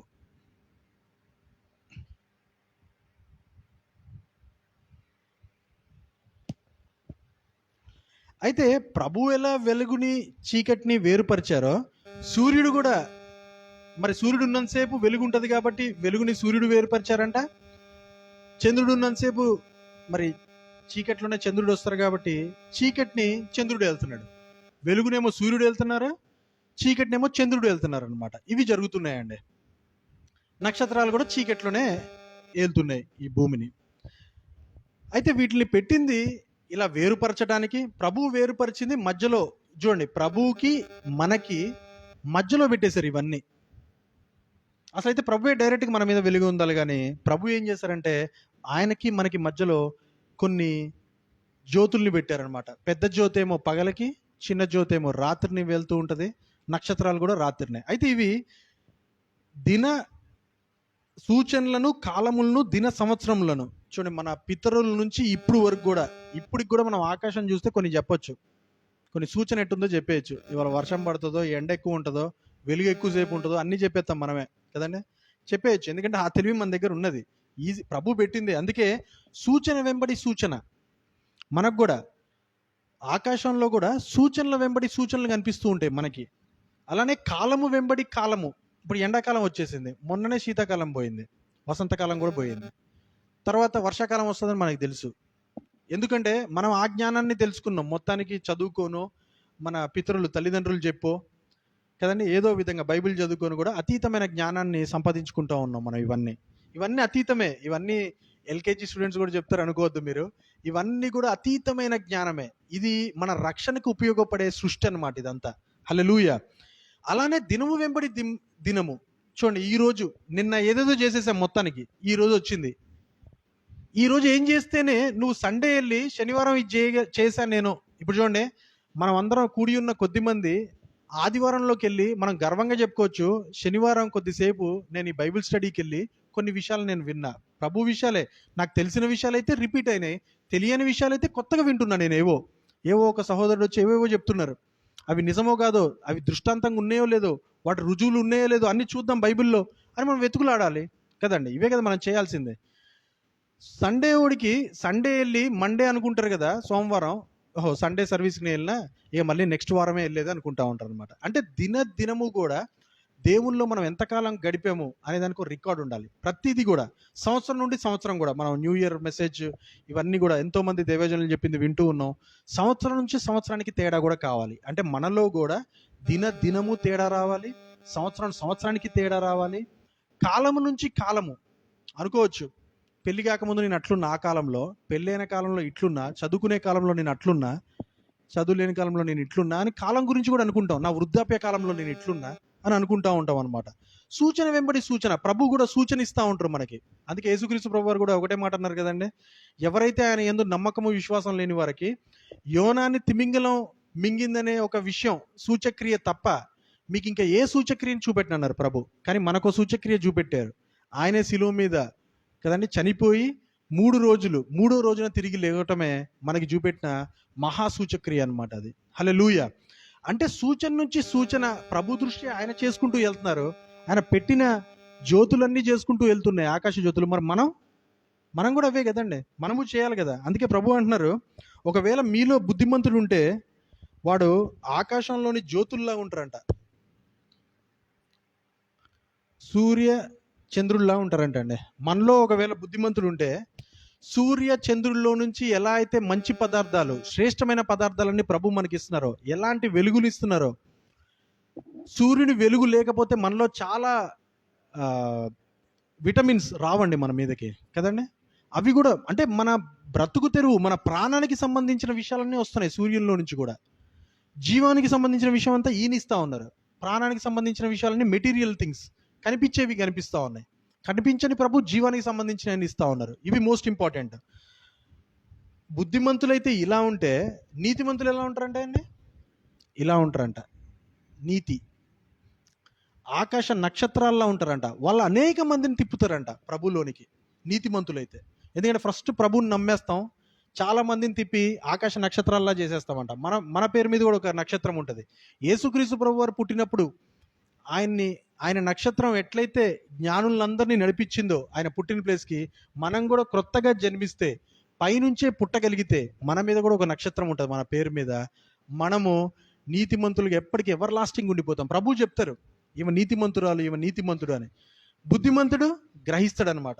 ఓహో ఇలా జరుగుతుందా అంటే, రేపొద్దున యెరూషలేంలో మందిరం కడితేనే యాంటీ క్రైస్ట్ వచ్చి అందుట్లో కూర్చుంటాడా? ఈ విషయాలు ఎవరని గ్రహించేది? బుద్ధిమంతుడు గ్రహిస్తాడు. అందుకే ప్రభు అంటా ఉన్నారు, దానియేలు బుద్ధిమంతుడు. దానియేలు గ్రంథంలోనే ఉంది ఆ మాట, దానియేలు 12:3 ఉంది. బుద్ధిమంతుడు ఎప్పుడు గ్రహిస్తూ ఉంటాడు అనమాట. జరగబోయే సంగతులన్నీ గ్రహిస్తాడు ఆయన. ఆయన దర్శనం పొందుకుంటాడు, దర్శన ఫలం ఉంటుంది ఆయనకి. దర్శనంలో దర్శనం అనమాట. చూడండి ఎలా ఉందో. అందుకే మనకు కూడా చూడండి, అప్పుడప్పుడు ఒక కళ వస్తూ ఉంటుంది, ఇంకొక కళ వచ్చి క్లాష్ అయిపోతూ ఉంటుంది మనలో కూడా. సరే మన అంటే యావరేజ్ కళలు అనుకోండి, ఎంతోమందికి వచ్చి ఉంటాయి కళలు. నాకు కూడా వస్తాయి, చాలా కళలు వస్తాయి, క్లాష్ అయిపోతూ ఉంటాయి మధ్యలో. కళలో కళ, దర్శనంలో దర్శనం, అట్లా తీసుకెళ్తే దర్శన ఫలం ఉండాలి మనలో కూడా. అలాంటి స్థితికి ప్రభు మనల్ని తీసుకెళ్తూ ఉంటారు అనమాట. సో ఇప్పుడు జరిగిన ఒక విషయం ఏంటంటే ఇక్కడ, సరే బ్రదర్, దేవుడు వెలుగునిచ్చి ఆ వెలుగు చీకటిని వేరుపరిచి, పగలు రాత్రిని పెట్టి వాటిని వేరుపరిచి, వాటిని నేలటానికి ఇవి చేశారు కాబట్టి ఇవి ఎక్కడ ఉన్నాయంటే చూడండి, ఆకాశ జ్యోతులు భూమికి మధ్యలో ఏముందండి? మళ్ళీ ఇక్కడ ఏమున్నాయి? ఇక్కడ జలం ఉన్నది మళ్ళీ. హల్లెలూయా. ఎక్కడికి వెళ్ళినా water is the most important factor అనమాట మనకి. నీళ్లు లేకుండా ప్రభు ఏమీ చేయలేదు. అందుకే నీళ్ళలో ముంచి ఉంచారనమాట. మొదట డే 0లో భూమిని చూసినప్పుడు మనం ఆదికాండం 1వ అధ్యాయం 1వ వచనంలో చూసిన 1-2 వచనాల్లో ఎందుకు ముంచారంటే, ఆ నీళ్ళే నీ లైఫ్కి ఇంపార్టెంట్ అని చెప్తున్నారు. నువ్వు నీళ్ళ దగ్గర త్వరగా వెళ్ళు, నీళ్ళ గురించి నువ్వు తెలుసుకొని, దాని ప్రాముఖ్యత తెలుసుకొని నువ్వు త్వరగా వెళ్ళు. నీళ్ళతోటే పని అంతా ఉందని చెప్తున్నారు. నీళ్ళతో పని అయితేనే ఆత్మ దగ్గరికి వెళ్ళవని చెప్తున్నారు ప్రభు. ఆత్మతో పని అయితేనే నువ్వు అగ్ని దగ్గరికి వెళ్ళగలుగుతావు. సో ఇలాంటి విషయాల గుండా ప్రభు మనల్ని తీసుకెళ్తున్నారు అనమాట. హల్లెలూయా. సో సూర్య చంద్ర నక్షత్రాలకి మనకి మధ్యలో మళ్ళీ జలం ఉందనమాట. పై జలాలు ఉన్నాయండి. మనము జనరల్గా వాటి గురించి ఆలోచించం కానీ పై జలాలు ఉన్నాయి. అంటే ప్రతిదీ కూడా ఆ సూర్య కిరణాలే అనుకోండి, దాని నుంచి వచ్చే శ్రేష్ఠ పదార్థాలు వెలుగే అనుకోండి, ప్రతిదీ కూడా జలాల్లో నుంచి వస్తున్నాయి పైనుంచి. ఏదైనా సరే చూడండి, ప్రభు అలాంటి ఏర్పాటు చేశారు మనకి. ఉట్టికే ఒక భూమిని పెట్టేసి మీ ఇష్టం వచ్చినట్టు బతకండి ప్రభు చెప్పట్లే. ఇలాంటి మహా ఏర్పాటు, గొప్ప ఏర్పాటు ప్రభు చేశారు. హల్లెలూయా. ప్లస్ మనము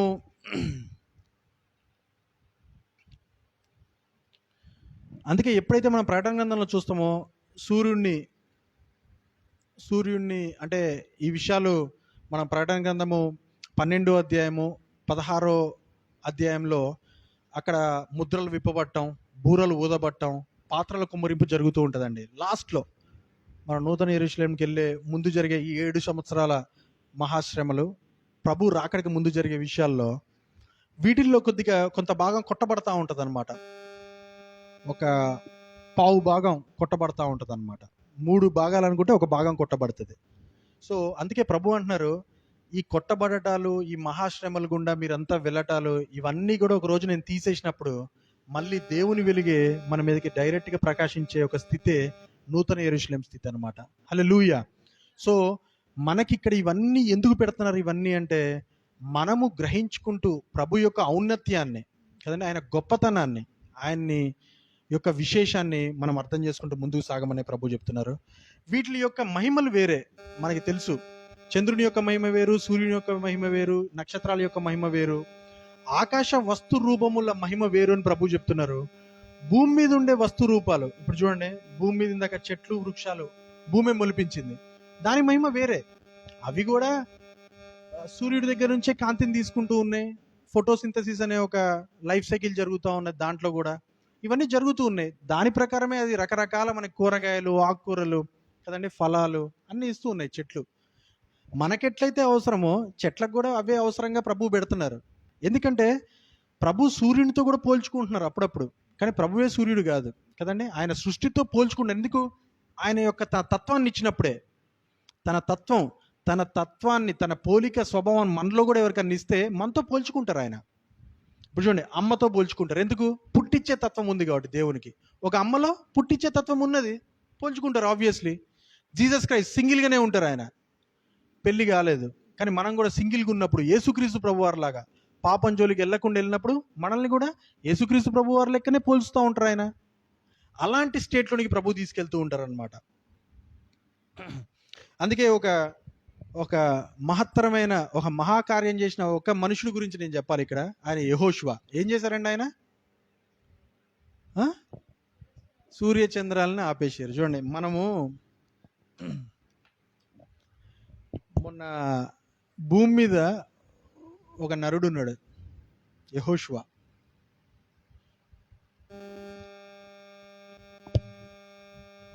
ఎక్కడో చిన్న నరుడు, ఇంతే మనుషుడు. మనం ఎంత ఉన్నామో అంతే ఉన్నాడు ఆయన కూడా, ఇంతే.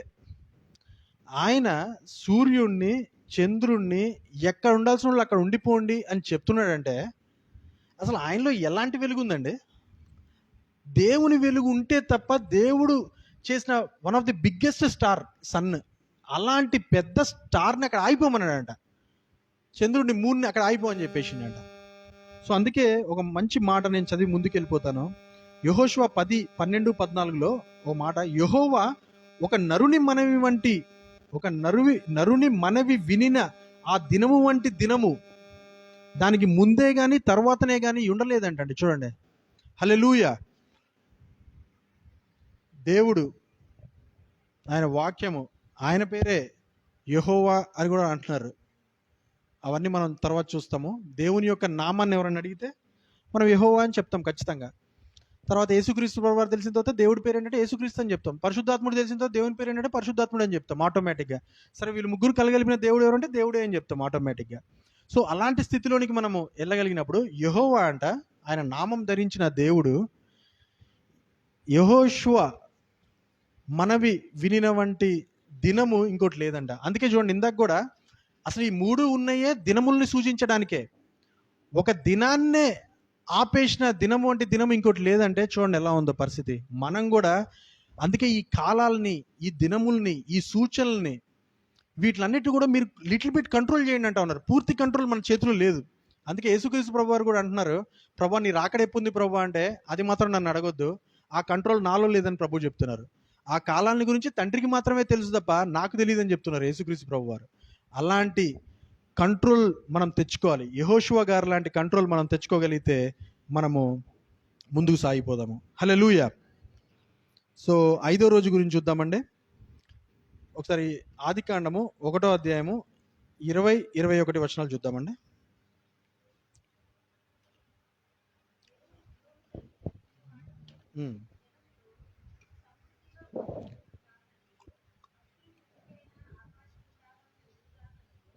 చాలండి. ఇప్పుడు మీకు ప్రశ్న వేస్తున్నా. జీవము కలిగి చెలించు వాటిని జలములు సమృద్ధిగా పుట్టించును గాకంటే ఏ జలములండి పుట్టించేటి?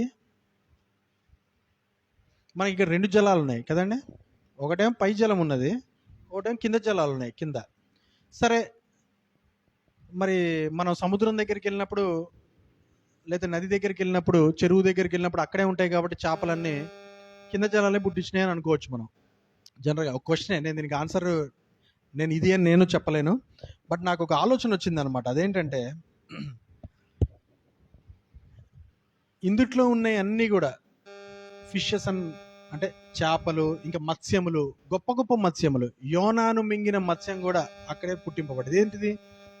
జలములే పుట్టించేసినాయంట. జలం ఎట్లా పుట్టిస్తుందండి? సరే, భూమి అంటే ఒక మెటీరియల్గా ఉన్నది, కనీసం గట్టిగా ఉన్నది, భూమిలోంచి మట్టి తీసి ప్రభు చేశారంటే ఓకే. జలం ఎట్లా పుట్టిస్తుంది అసలు? అంటే ప్రభు దానికి కూడా ప్రభు యొక్క తత్వాన్ని ఇచ్చారు. నువ్వు పుట్టి, నేనే సృజిస్తా, నేనే పుట్టిస్తా, నేనే నిర్మిస్తా, కానీ బయటికి కళ్ళకు మాత్రం నువ్వు పుట్టించినట్టుగా చెయ్యి అని ప్రభు చెప్తున్నారు. సేమ్ భూమికి ఎట్లయితే చెట్లను మొలిపించినట్టు చేశారో, జలాల్ని కూడా అదే విషయం చెప్తున్నారు ప్రభు. దానికి ఆ యొక్క క్వాలిటీని ఇచ్చారనమాట, ఆ కేపబిలిటీని ఇచ్చినప్పుడు జలములు కూడా ఆ యొక్క గొప్ప గొప్ప మత్స్యాలను పుట్టించాయి. తర్వాత పక్షులు భూమిపైన ఆకాశ విశాలంలో ఎగురుగాకనియు. అంటే నాకు అనిపించిందండి, ఇది నేను ఇంకా బాగా చదివి మీకు చెప్పాలి, పై జలాలు గన ఆకాశ పక్షుల్ని పుట్టించాయేమో అనుకున్నా నేను జనరల్గా. ఎందుకంటే మనం జలములంటే ఎప్పుడు కిందనే ఆలోచిస్తాం, ఎందుకంటే మన కనుచూపు కిందకే ఉంటుంది కాబట్టి ఎప్పుడు పై జలాల మీదకు ఉండదు మనది ఎప్పుడు కూడా. కానీ నాకు అలా అనిపించింది మాత్రమే మీకు చెప్తున్నాను. కానీ ఏ జలమైనా అనుకోండి, పక్షుల్ని, మత్స్యాల్ని అన్నిటినీ పుట్టించాయి. ఆ యొక్క పక్షులన్నీ కూడా భూమి మీద సంచరించును గాక, ఆకాశంలో ఎగురును గాక అని చెప్తున్నారు. అంతే కదండి, ఇవన్నీ చేస్తున్నాయి. సో అందుకే ఇప్పుడు పుట్టించిన ఈ యొక్క పక్షులే కానీ, మత్స్యాలు కానీ, ఇవి కూడా నీళ్ళతో సంబంధించిందే ఉంది. జలములే పుట్టించినాయి, కరెక్టే కదండి. జలములన్నీ ఒక పక్కకి వెళ్తే భూమి చెట్లను పుట్టిస్తే, ఉన్న పై జలాలు కింద జలాలన్నీ మత్స్యాలని, పక్షుల్ని పుట్టింపజేసాయి. ఇవన్నీ మొత్తానికైతే వాటర్లోనే జరుగుతుంది. ప్రతి పుట్టుక కూడా నీళ్లు లేకుండా కూడా జరగట్లేదు. అది నేను చెప్దాం అనుకుంటున్న విషయం. హల్లెలూయా. సో మీది జలాలు, క్రింది జలాలు కూడా పక్షుల్ని, మత్స్యాల్ని పుట్టింపజేస్తున్నాయి అన్నమాట. సో మనం కూడా ప్రభు ఎలా అయితే తను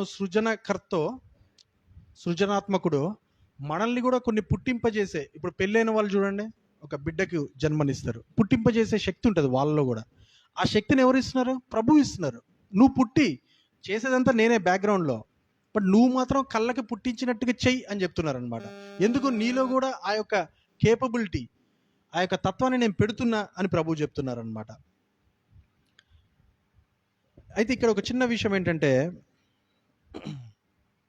అందుకే అవి జీవము కలిగి అంట. చూడండి, ఇక్కడ 2 మాటలు ఉన్నాయి.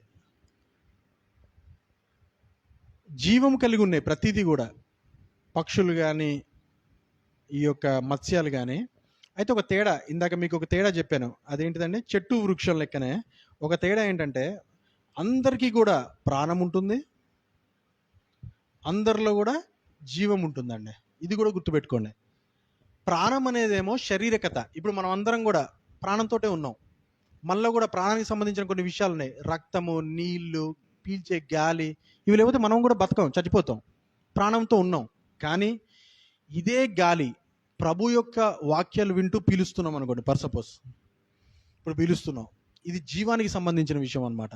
ప్రభు కార్యాలు చేస్తూ నువ్వు గాలి పీలుస్తున్నావా, జీవానికి సంబంధించిన విషయం. జీవవాయువు వెళ్తా ఉంది, ఎందుకంటే నువ్వు చేసే కార్యాలన్నీ జీవానికి సంబంధించిన విషయాలు. ప్రభు విషయమై తింటున్నామా, అది జీవాహారం అయిపోతా ఉంది. నువ్వు ఉట్టి బ్రతకడానికి తింటున్నావా, ప్రాణానికి సంబంధించిన విషయం. కరెక్టే కదండి. ప్రభు విషయమై నువ్వు ఏదైనా పానీయాన్ని తీసుకుంటే అది జీవ జలం అవుతూ ఉంది. నువ్వు ఉట్టిగా బ్రతకడానికి ఎండాకాలంలో బాగా దప్పికేసి తాగుతున్నావా, నీ ప్రాణం తెప్పరిల్లుతుంది, నువ్వు బ్రతకగలవు. సో ప్రాణానికి జీవాన్ని గురించి కూడా ఒక సపరేట్ టాపిక్ మనం ఎప్పుడైనా డీల్ చేద్దాము. ఒక శారీరకత, ఒక ఆత్మీయత ఉన్నది ఇందులో. మంచివే ఇవన్నీ. చెట్టు వృక్షంలో కూడా ఒక శారీరకత, ఒక ఆత్మీయత. ఇందాక నరుడు అనే మాట కూడా వచ్చింది యెహోషువ దగ్గర. ఇది కూడా రాసుకోండి, మనుష్యుడు, నరుడు. ఈ మాటలన్నీ బైబిల్లో చదువుతున్నంతసేపు ఉంటాయండి. నేనేదో కొత్తగా కనిపెట్టి చెప్పిన విషయాలు కదా ఇవన్నీ. అసలు మీరు బైబిల్ ఇప్పి చదువుతా ఉంటే ఉన్న మాటలే ఇవన్నీ. చాలా చోట్ల మనుషుడు అని రాసి ఉంటుంది, చాలా చోట్ల నరుడు అని రాసి ఉంటుంది, స్త్రీలకేమో నారి అని రాసి ఉంటుంది. ఇది ఏంటిది తేడా అంటే, మనిషి ఎప్పుడు కూడా శారీరకత, ఇప్పుడు మనం ఉన్నాము శారీరకంగా ఆలోచిస్తూ ఉంటాం, కానీ నరుడు ఆత్మీయత. అందుకే యెహోషువ లాంటి నరుడు దేవునికి గన ఒకవేళ అడిగితే నరుని మాట ప్రభు వింటారు. ఎందుకంటే అది ఆత్మీయత. నువ్వు మనిషిలాగుండి మనిషిలా ప్రేయర్ చేస్తా ఉంటే ప్రభు వినరు. ఎందుకంటే నీలో నరత్వమే లేదు, ఫస్ట్ ఆఫ్ ఆల్ ఆత్మీయతే లేదు. ఇంకెలా వింటారండి ప్రభు? వినరు. అందుకే శారీరకత, ఆత్మీయత అనే కొన్ని సన్నివేశాలు, ఆ యొక్క ఆత్మ ఖడ్గంతో మనమే ఇవన్నిటిని వేరుపరచాల. ప్రభువే వేరుపరుస్తున్నారు అనమాట మన యందు. సో డే 6లోకి వెళ్దాం. టైం కూడా ఒక లాస్ట్ 5 minutesలోకి వచ్చింది. డే 6ని చెప్పి నేను అసలు డే 6 or 7 ఇంకొక 5 minutes ఎక్స్ట్రా తీసుకుంటా అండి ఇవాళ. అందరికి ఓకే కదా? ఓకే. ఎందుకంటే 7 రోజులు కంప్లీట్ చేస్తే కనీసం మనకి పార్ట్ 2 తోటి మనము నెక్స్ట్ మోస్ట్ ఇంపార్టెంట్ 2వ అధ్యాయంలోకి వెళ్ళొచ్చు. 1, 2, 3 అధ్యాయాలు చాలా ఇంపార్టెంట్ అండి. అందుకే నేను స్లోగా తీసుకెళ్తున్నా. తర్వాత ఫాస్ట్గానే వెళ్తాం మనం. ఎందుకంటే ఈ 3 అధ్యాయాల్లోనే మనకి జరగాల్సిందంతా జరిగిపోయింది. మరి మన ఎండ్ ఎక్కడ ఉందంటే, ప్రకటన గ్రంథం 19, 20, 21, 22. 19 అవసరం లేదు, 20, 21, 22 అక్కడ 3 జరిగినాయి. మన ప్రారంభం ఇక్కడ జరిగితే మన అంతం అక్కడ జరిగింది అనమాట. ఈ 3 అధ్యాయాలు ఎంత ఇంపార్టెంటో అక్కడ 3 అధ్యాయాలు అంతే ఇంపార్టెంట్. ఈ 3 అధ్యాయాలంతా దీనికి సంబంధించింది అయితే ఆ 3 అధ్యాయాలంతా దీనికి సంబంధించింది, నూతన యెరూషలేంకి. ఇది మన యెరూషలేము కదండి. ఇప్పుడు ఇజ్రాయెల్లో వార్ కూడా జరుగుతూ ఉంది. ఇది మన యెరూషలేముకి సంబంధించింది. ఎప్పుడు యుద్ధాలే, మన బతుకులు కూడా చూస్తే కదండి, మన ప్రాణాలు కూడా ఎప్పుడు యుద్ధమే, కలహమే, జగడమే, వివాదమే, న్యాయమే ఉండదు, నీతే ఉండదు, ధర్మమే ఉండదు మన ఎదుట. చూడండి ఎలాంటి విషయాలు కూడా ఇక్కడ మనం అవి లోనవుతూ మనం ముందుకెళ్తుంటే అక్కడ అవన్నీ జరుగుతాయి అనమాట. మనం దేనికైతే నువ్వు ఇక్కడ స్ట్రగుల్ అవుతున్నావో అవన్నిటికీ న్యాయపీఠం మీద ప్రభు చూసుకుంటా ఉంటారు అనమాట. హల్లెలూయా. అందుకే 6వ దినంలోనికి మనం వచ్చినప్పుడు దేవుడు, నేను కొద్దిగా ఫాస్ట్గా వెళ్ళిపోతా అండి. 1వ అధ్యాయం 24, 25 వచనాల్లో చూస్తే అక్కడ భూమి ప్రతి పశువుని, పురుగును, జంతువును భూమే పుట్టించును గాక అని చెప్తున్నారు. చూడండి 2 మాటలు వస్తున్నాయి. చెట్లనేమో భూమి మొలిపించును గాక అని చెప్తున్నారు ఇక్కడ. మరి ఇక్కడ జంతువుల్ని, పురుగుల్ని, పశువుల్ని అన్ని భూమి పుట్టించును గాక అంటా ఉన్నారనమాట. పుట్టించడం ఏంటివి? జంతువుల్ని, పురుగుల్ని. సేమ్ మళ్ళీ దేవుని తత్వమే. సృజించడం, పుట్టించడం, నిర్మించడం, మొలిపించడం కూడా. మొలిపించడం ప్రభుత్వం మనం పోల్చలేం కాబట్టి చెట్లతోటి మనం అనంగా ఆ మాట. మిగతా విషయాలన్నీ భూమే పుట్టిస్తుంది జంతువులని. అంటే అక్కడ కూడా జీవము గల వాటిని చూడండి, వాటిలో కూడా జీవం ఉందంట. వాటిలో ప్రాణము ఉన్నది, జీవము ఉన్నది. అది మనం అర్థం చేసుకునే తీరుని బట్టి ఉంటుంది ప్రతి ఒక్క జంతువులో కూడా. సో ప్రభు చేశారు ఇవన్నీ కూడా చేస్తూ మనం ముందుకు తీసుకెళ్తూ, ఇప్పుడు మనము ఎప్పుడెప్పుడా అని ఎదురు చూస్తున్న మనల్ని కదండి, ఎప్పుడెప్పుడా అసలు మనం ఎక్కడ సృష్టింపబడ్డాం, ఇన్ని సృష్టింపబడ్డాం 5 రోజులు, ఇది 6వ రోజు, మనం ఎక్కడ సృష్టింపబడ్డామని మనం అనుకున్నప్పుడు, అందుకే ఒకసారి ఆదికాండం 1వ అధ్యాయము 26, 27 వచనాలు చూస్తే, దేవుడు మన స్వరూపమందు మన పోలిక చొప్పున. ఇది ఇంపార్టెంట్ అండి.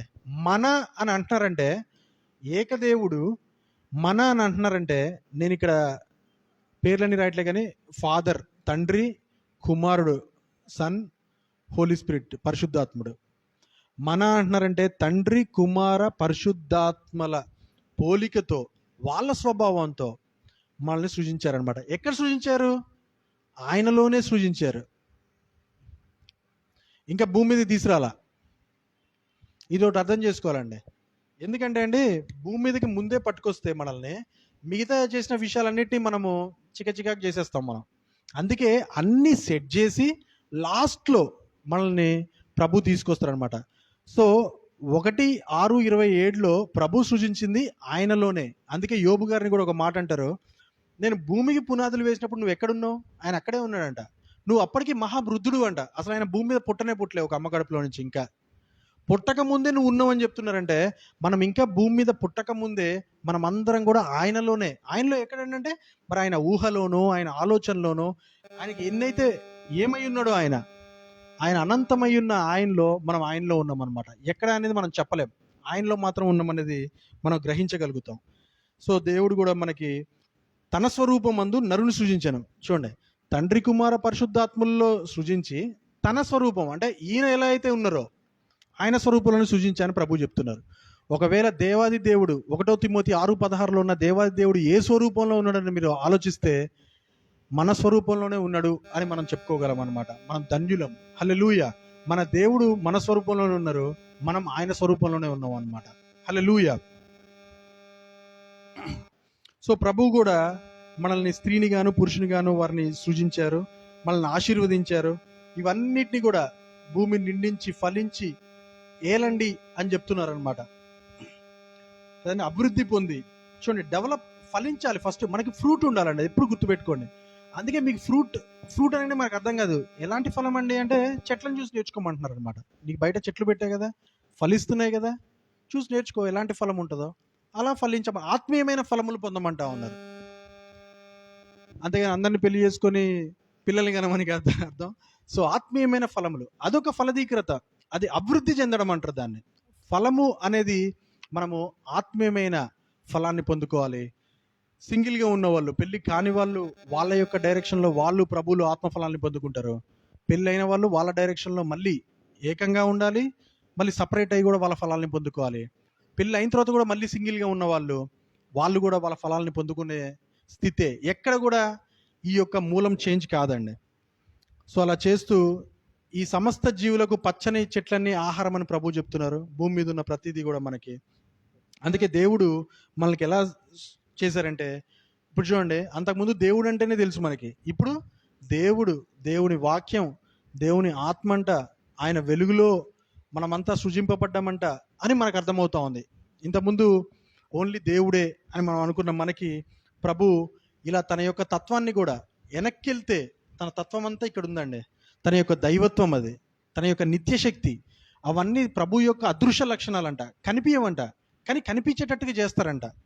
ఆ కనిపించేటట్టు చేయడమే యేసుక్రీస్తు ప్రభు వారు భూమి మీదకి ఒక మనుషుడిగా రావటం, ఒక అమ్మ కడుపులో నుంచి పుట్టడం. మనకి జరిగిందే ఆయనకి జరగడం, చూడండి, మనలానే జరగడం. సో అలా ప్రభు యొక్క తత్వాన్ని తెలుసుకుంటూ ఉండాలి. అందుకే మనం ముందే దైవత్వం గురించి తెలుసుకున్నాం. మనం ఆదికాండంలో నుంచి రాకముందే దేవుడు ఏమై ఉన్నారు అనే ఒక బొమ్మ పెట్టుకున్నప్పుడు మనకి ఇదై ఉన్నారు అనే బొమ్మ ఇక్కడ అర్థమవుతుంది అనమాట.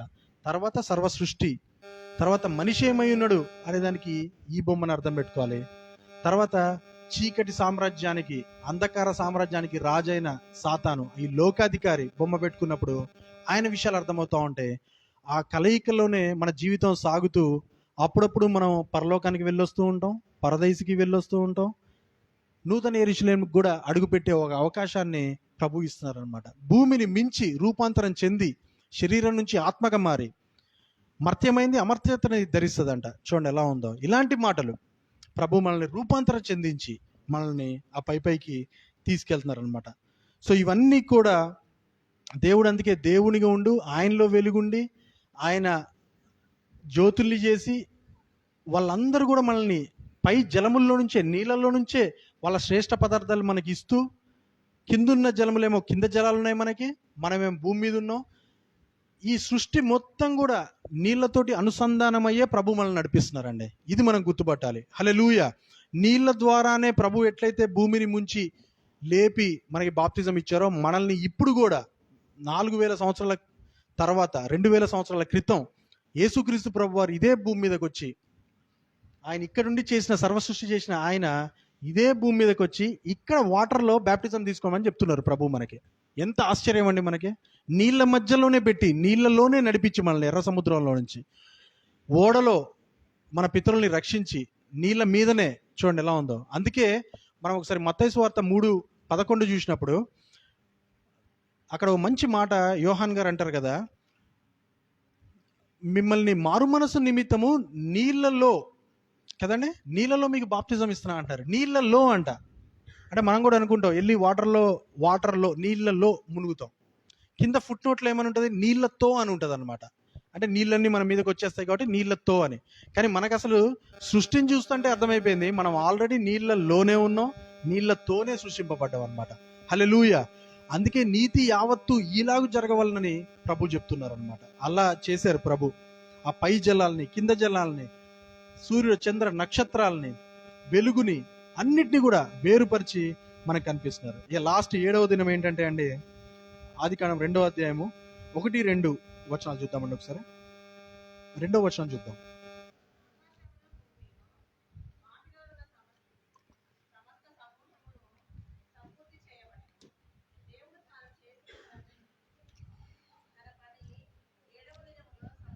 చాలండి.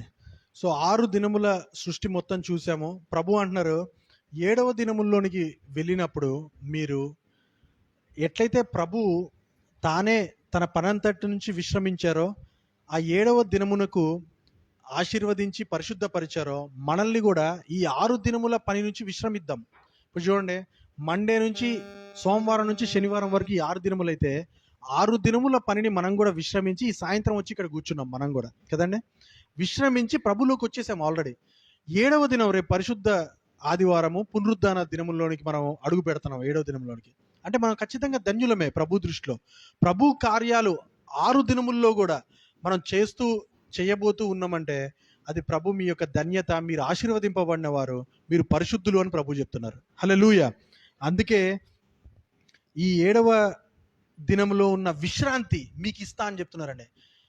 ఇప్పుడు ఎంతమంది మనసులు లేకపోతే హృదయాలు కలవరపడి ఉన్నాయండి? మీలో ఎవరైనా అశాంతి ఉందా? ఇప్పుడు వివాదాలు ఏమైనా జరుగుతున్నాయా? కొట్లాటలు ఇవన్నీ అంటే ఏవో జరుగుండొచ్చు, కానీ ఇప్పుడు ప్రజెంట్ మనం ఇక్కడ ఉన్న వాళ్ళందరిలో మనకు విశ్రాంతి ఉన్నది ప్రభులో, కదండి. ప్రభులోకి వచ్చినప్పుడు ఆ విశ్రాంతి ఉంటుంది.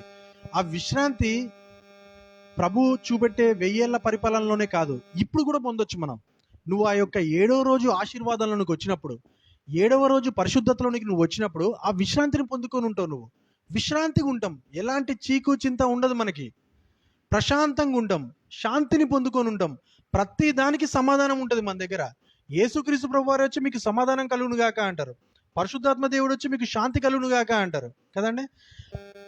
తండ్రే వచ్చి మీకు విశ్రాంతిని ఇస్తా అంటున్నారు ప్రభు. చూడండి ఎలా ఉంది, యెహోవా దేవుడే మీకు విశ్రాంతిని కలగజేస్తా, మీరు ఆ 7వ రోజులోనికి రండి, త్వరపడి రండి, మొదటి రోజే రండి 7వ రోజుకి అంటా ఉన్నారు. హల్లెలూయా. అందుకే ప్రతి సోమవారం రోజు కూడా మీరు ఒకవేళ 7వ దినములాగా దాన్ని చూస్తున్నారనుకోండి, ఎలా ఉంటుందండి అప్పుడు? విశ్రాంతి మీకు మొదటి రోజే ఉంటుంది, మంగళవారం విశ్రాంతి ఉంటుంది, బుధవారం విశ్రాంతి, కానీ చేయాల్సిన పని చేసుకుంటాం మనం. కానీ విశ్రాంతిలోనికి రమ్మంటున్నారు ప్రభు. ప్రతిరోజు రండి విశ్రాంతిలోనికి, 7వ రోజు అనుభూతిని పొందండి అని ప్రభు చెప్తున్నారు. అందుకే ఇప్పుడున్న మనము ఈ 6వ అంటే 6000 years అయిపోయినాయి, 6000 సంవత్సరాలు, 7వ సంవత్సరంలోనికి వెళ్ళబోతున్నాం మనం. ఆ విశ్రాంతి 1000 ఏళ్ల పరిపాలనలోనికి వెళ్ళబోతున్నాం. కానీ ఇప్పుడు కూడా విశ్రాంతిని పొందుకొని మనం ముందుకు వెళ్ళగలుగుతున్నామంటే అది దేవాది దేవుని యొక్క సంకల్పమై ఉన్నది. హల్లెలూయా.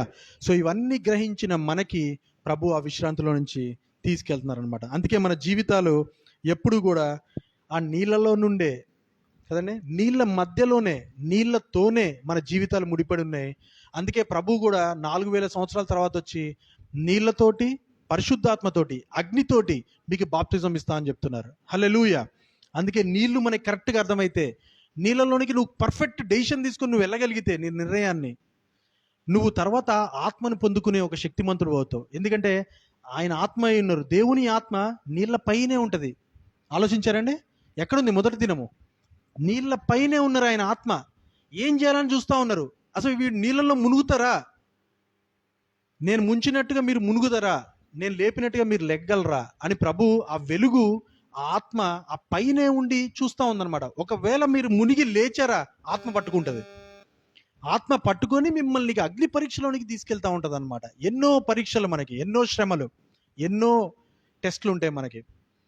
ఇలాంటి విషయాల నుంచి ప్రభు మనల్ని తీసుకెళ్ళి ఆ అగ్ని ఎప్పుడైతే పరీక్ష చేస్తారో రాకడలో మనం ఆరోహణం అవడానికి రెడీగా ఉంటాం అనమాట. అదండి ఈ రోజున నేను చెప్పాలనుకున్న విషయాలు. దేవునికి మహిమ కలుగును గాక. హల్లెలూయా. 7 దినములు పూర్తి చేసుకున్నాం. నెక్స్ట్ ఆదివారం మనము 2వ అధ్యాయంలోనికి వెళ్దాం. అది కూడా మోస్ట్ ఇంపార్టెంట్.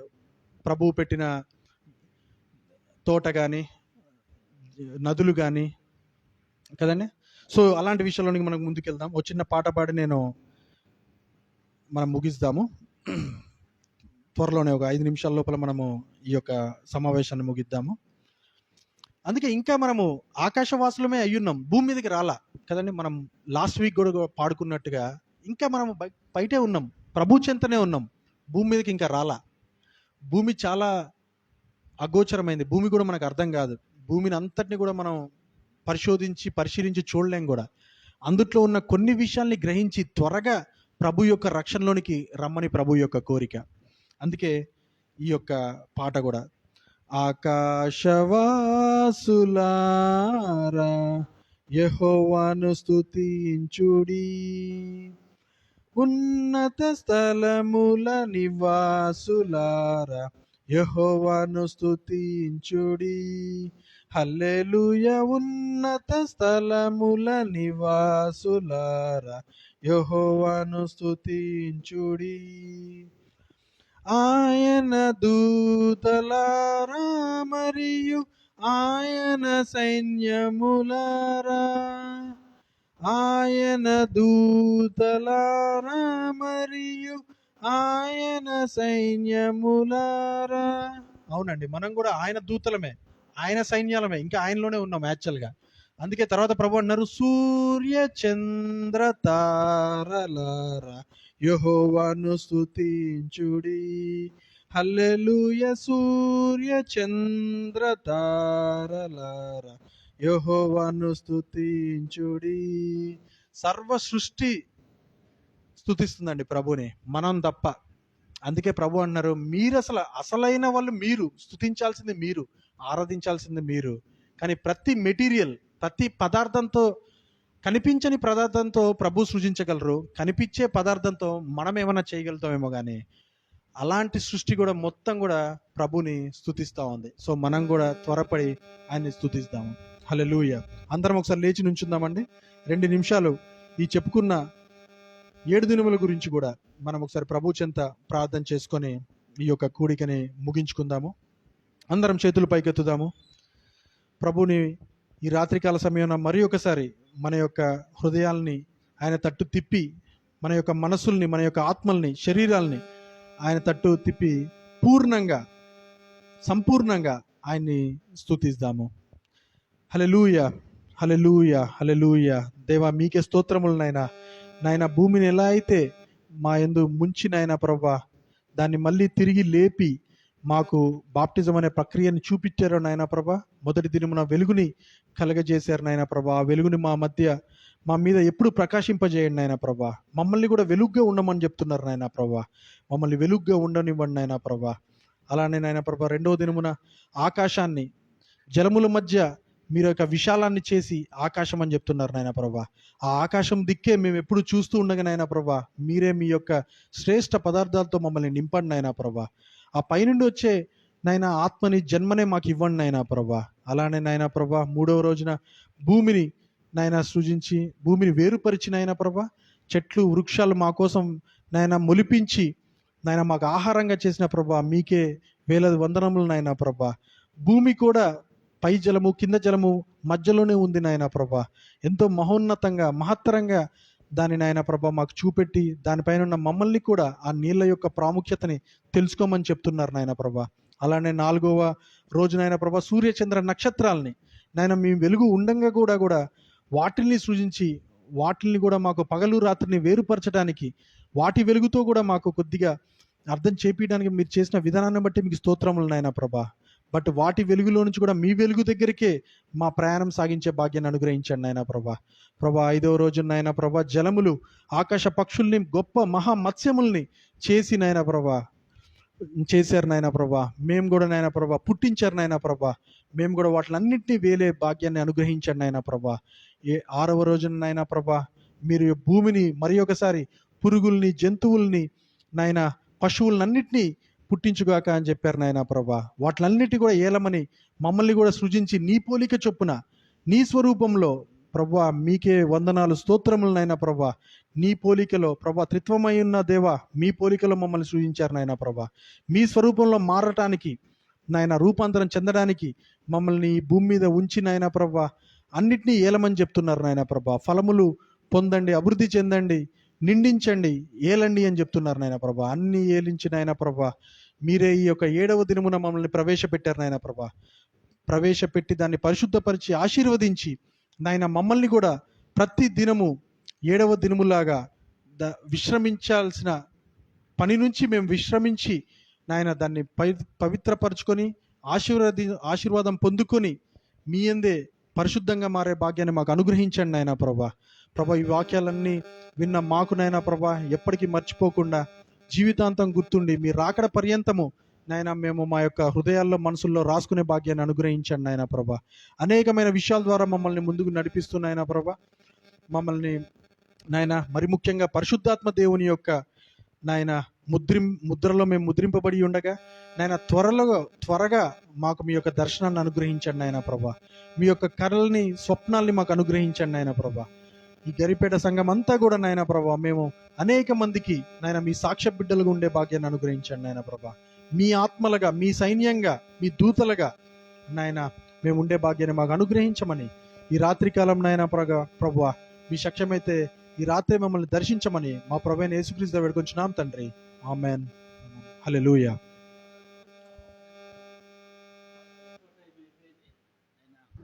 No problem. రాత్రికాల సమయమందు జరిగే కోడికలు ఇంకా చాలా ఎక్కువ టైం అవుతాయి. మన దగ్గర 8:30 పావుదాకా 9 అనేది ఇంకా చాలా తక్కువ. ఈ టైమే స్టార్ట్ అవుతాయి కొన్ని అయితే. కాబట్టి మంచిది. 1 నిమిషంలో ప్రతిరోజు 2 అధ్యాయాలు చదువుట అనేది మనం ప్రారంభం చేశాం. ఈ బైబిల్ స్టడీ సభ్యులందరూ కూడా ప్రతిరోజు 2 అధ్యాయాలు స్టార్ట్. ఆదికాండం నుండి ఈ వారం 6 అధ్యాయాలు మీరు అంటే ఎన్ని రోజుకు 2 అంటే 12 అధ్యాయాలు. తర్వాత నెక్స్ట్ ఈ వారం కూడా కంటిన్యూషన్ చేయండి. తర్వాతకి 66 ఈ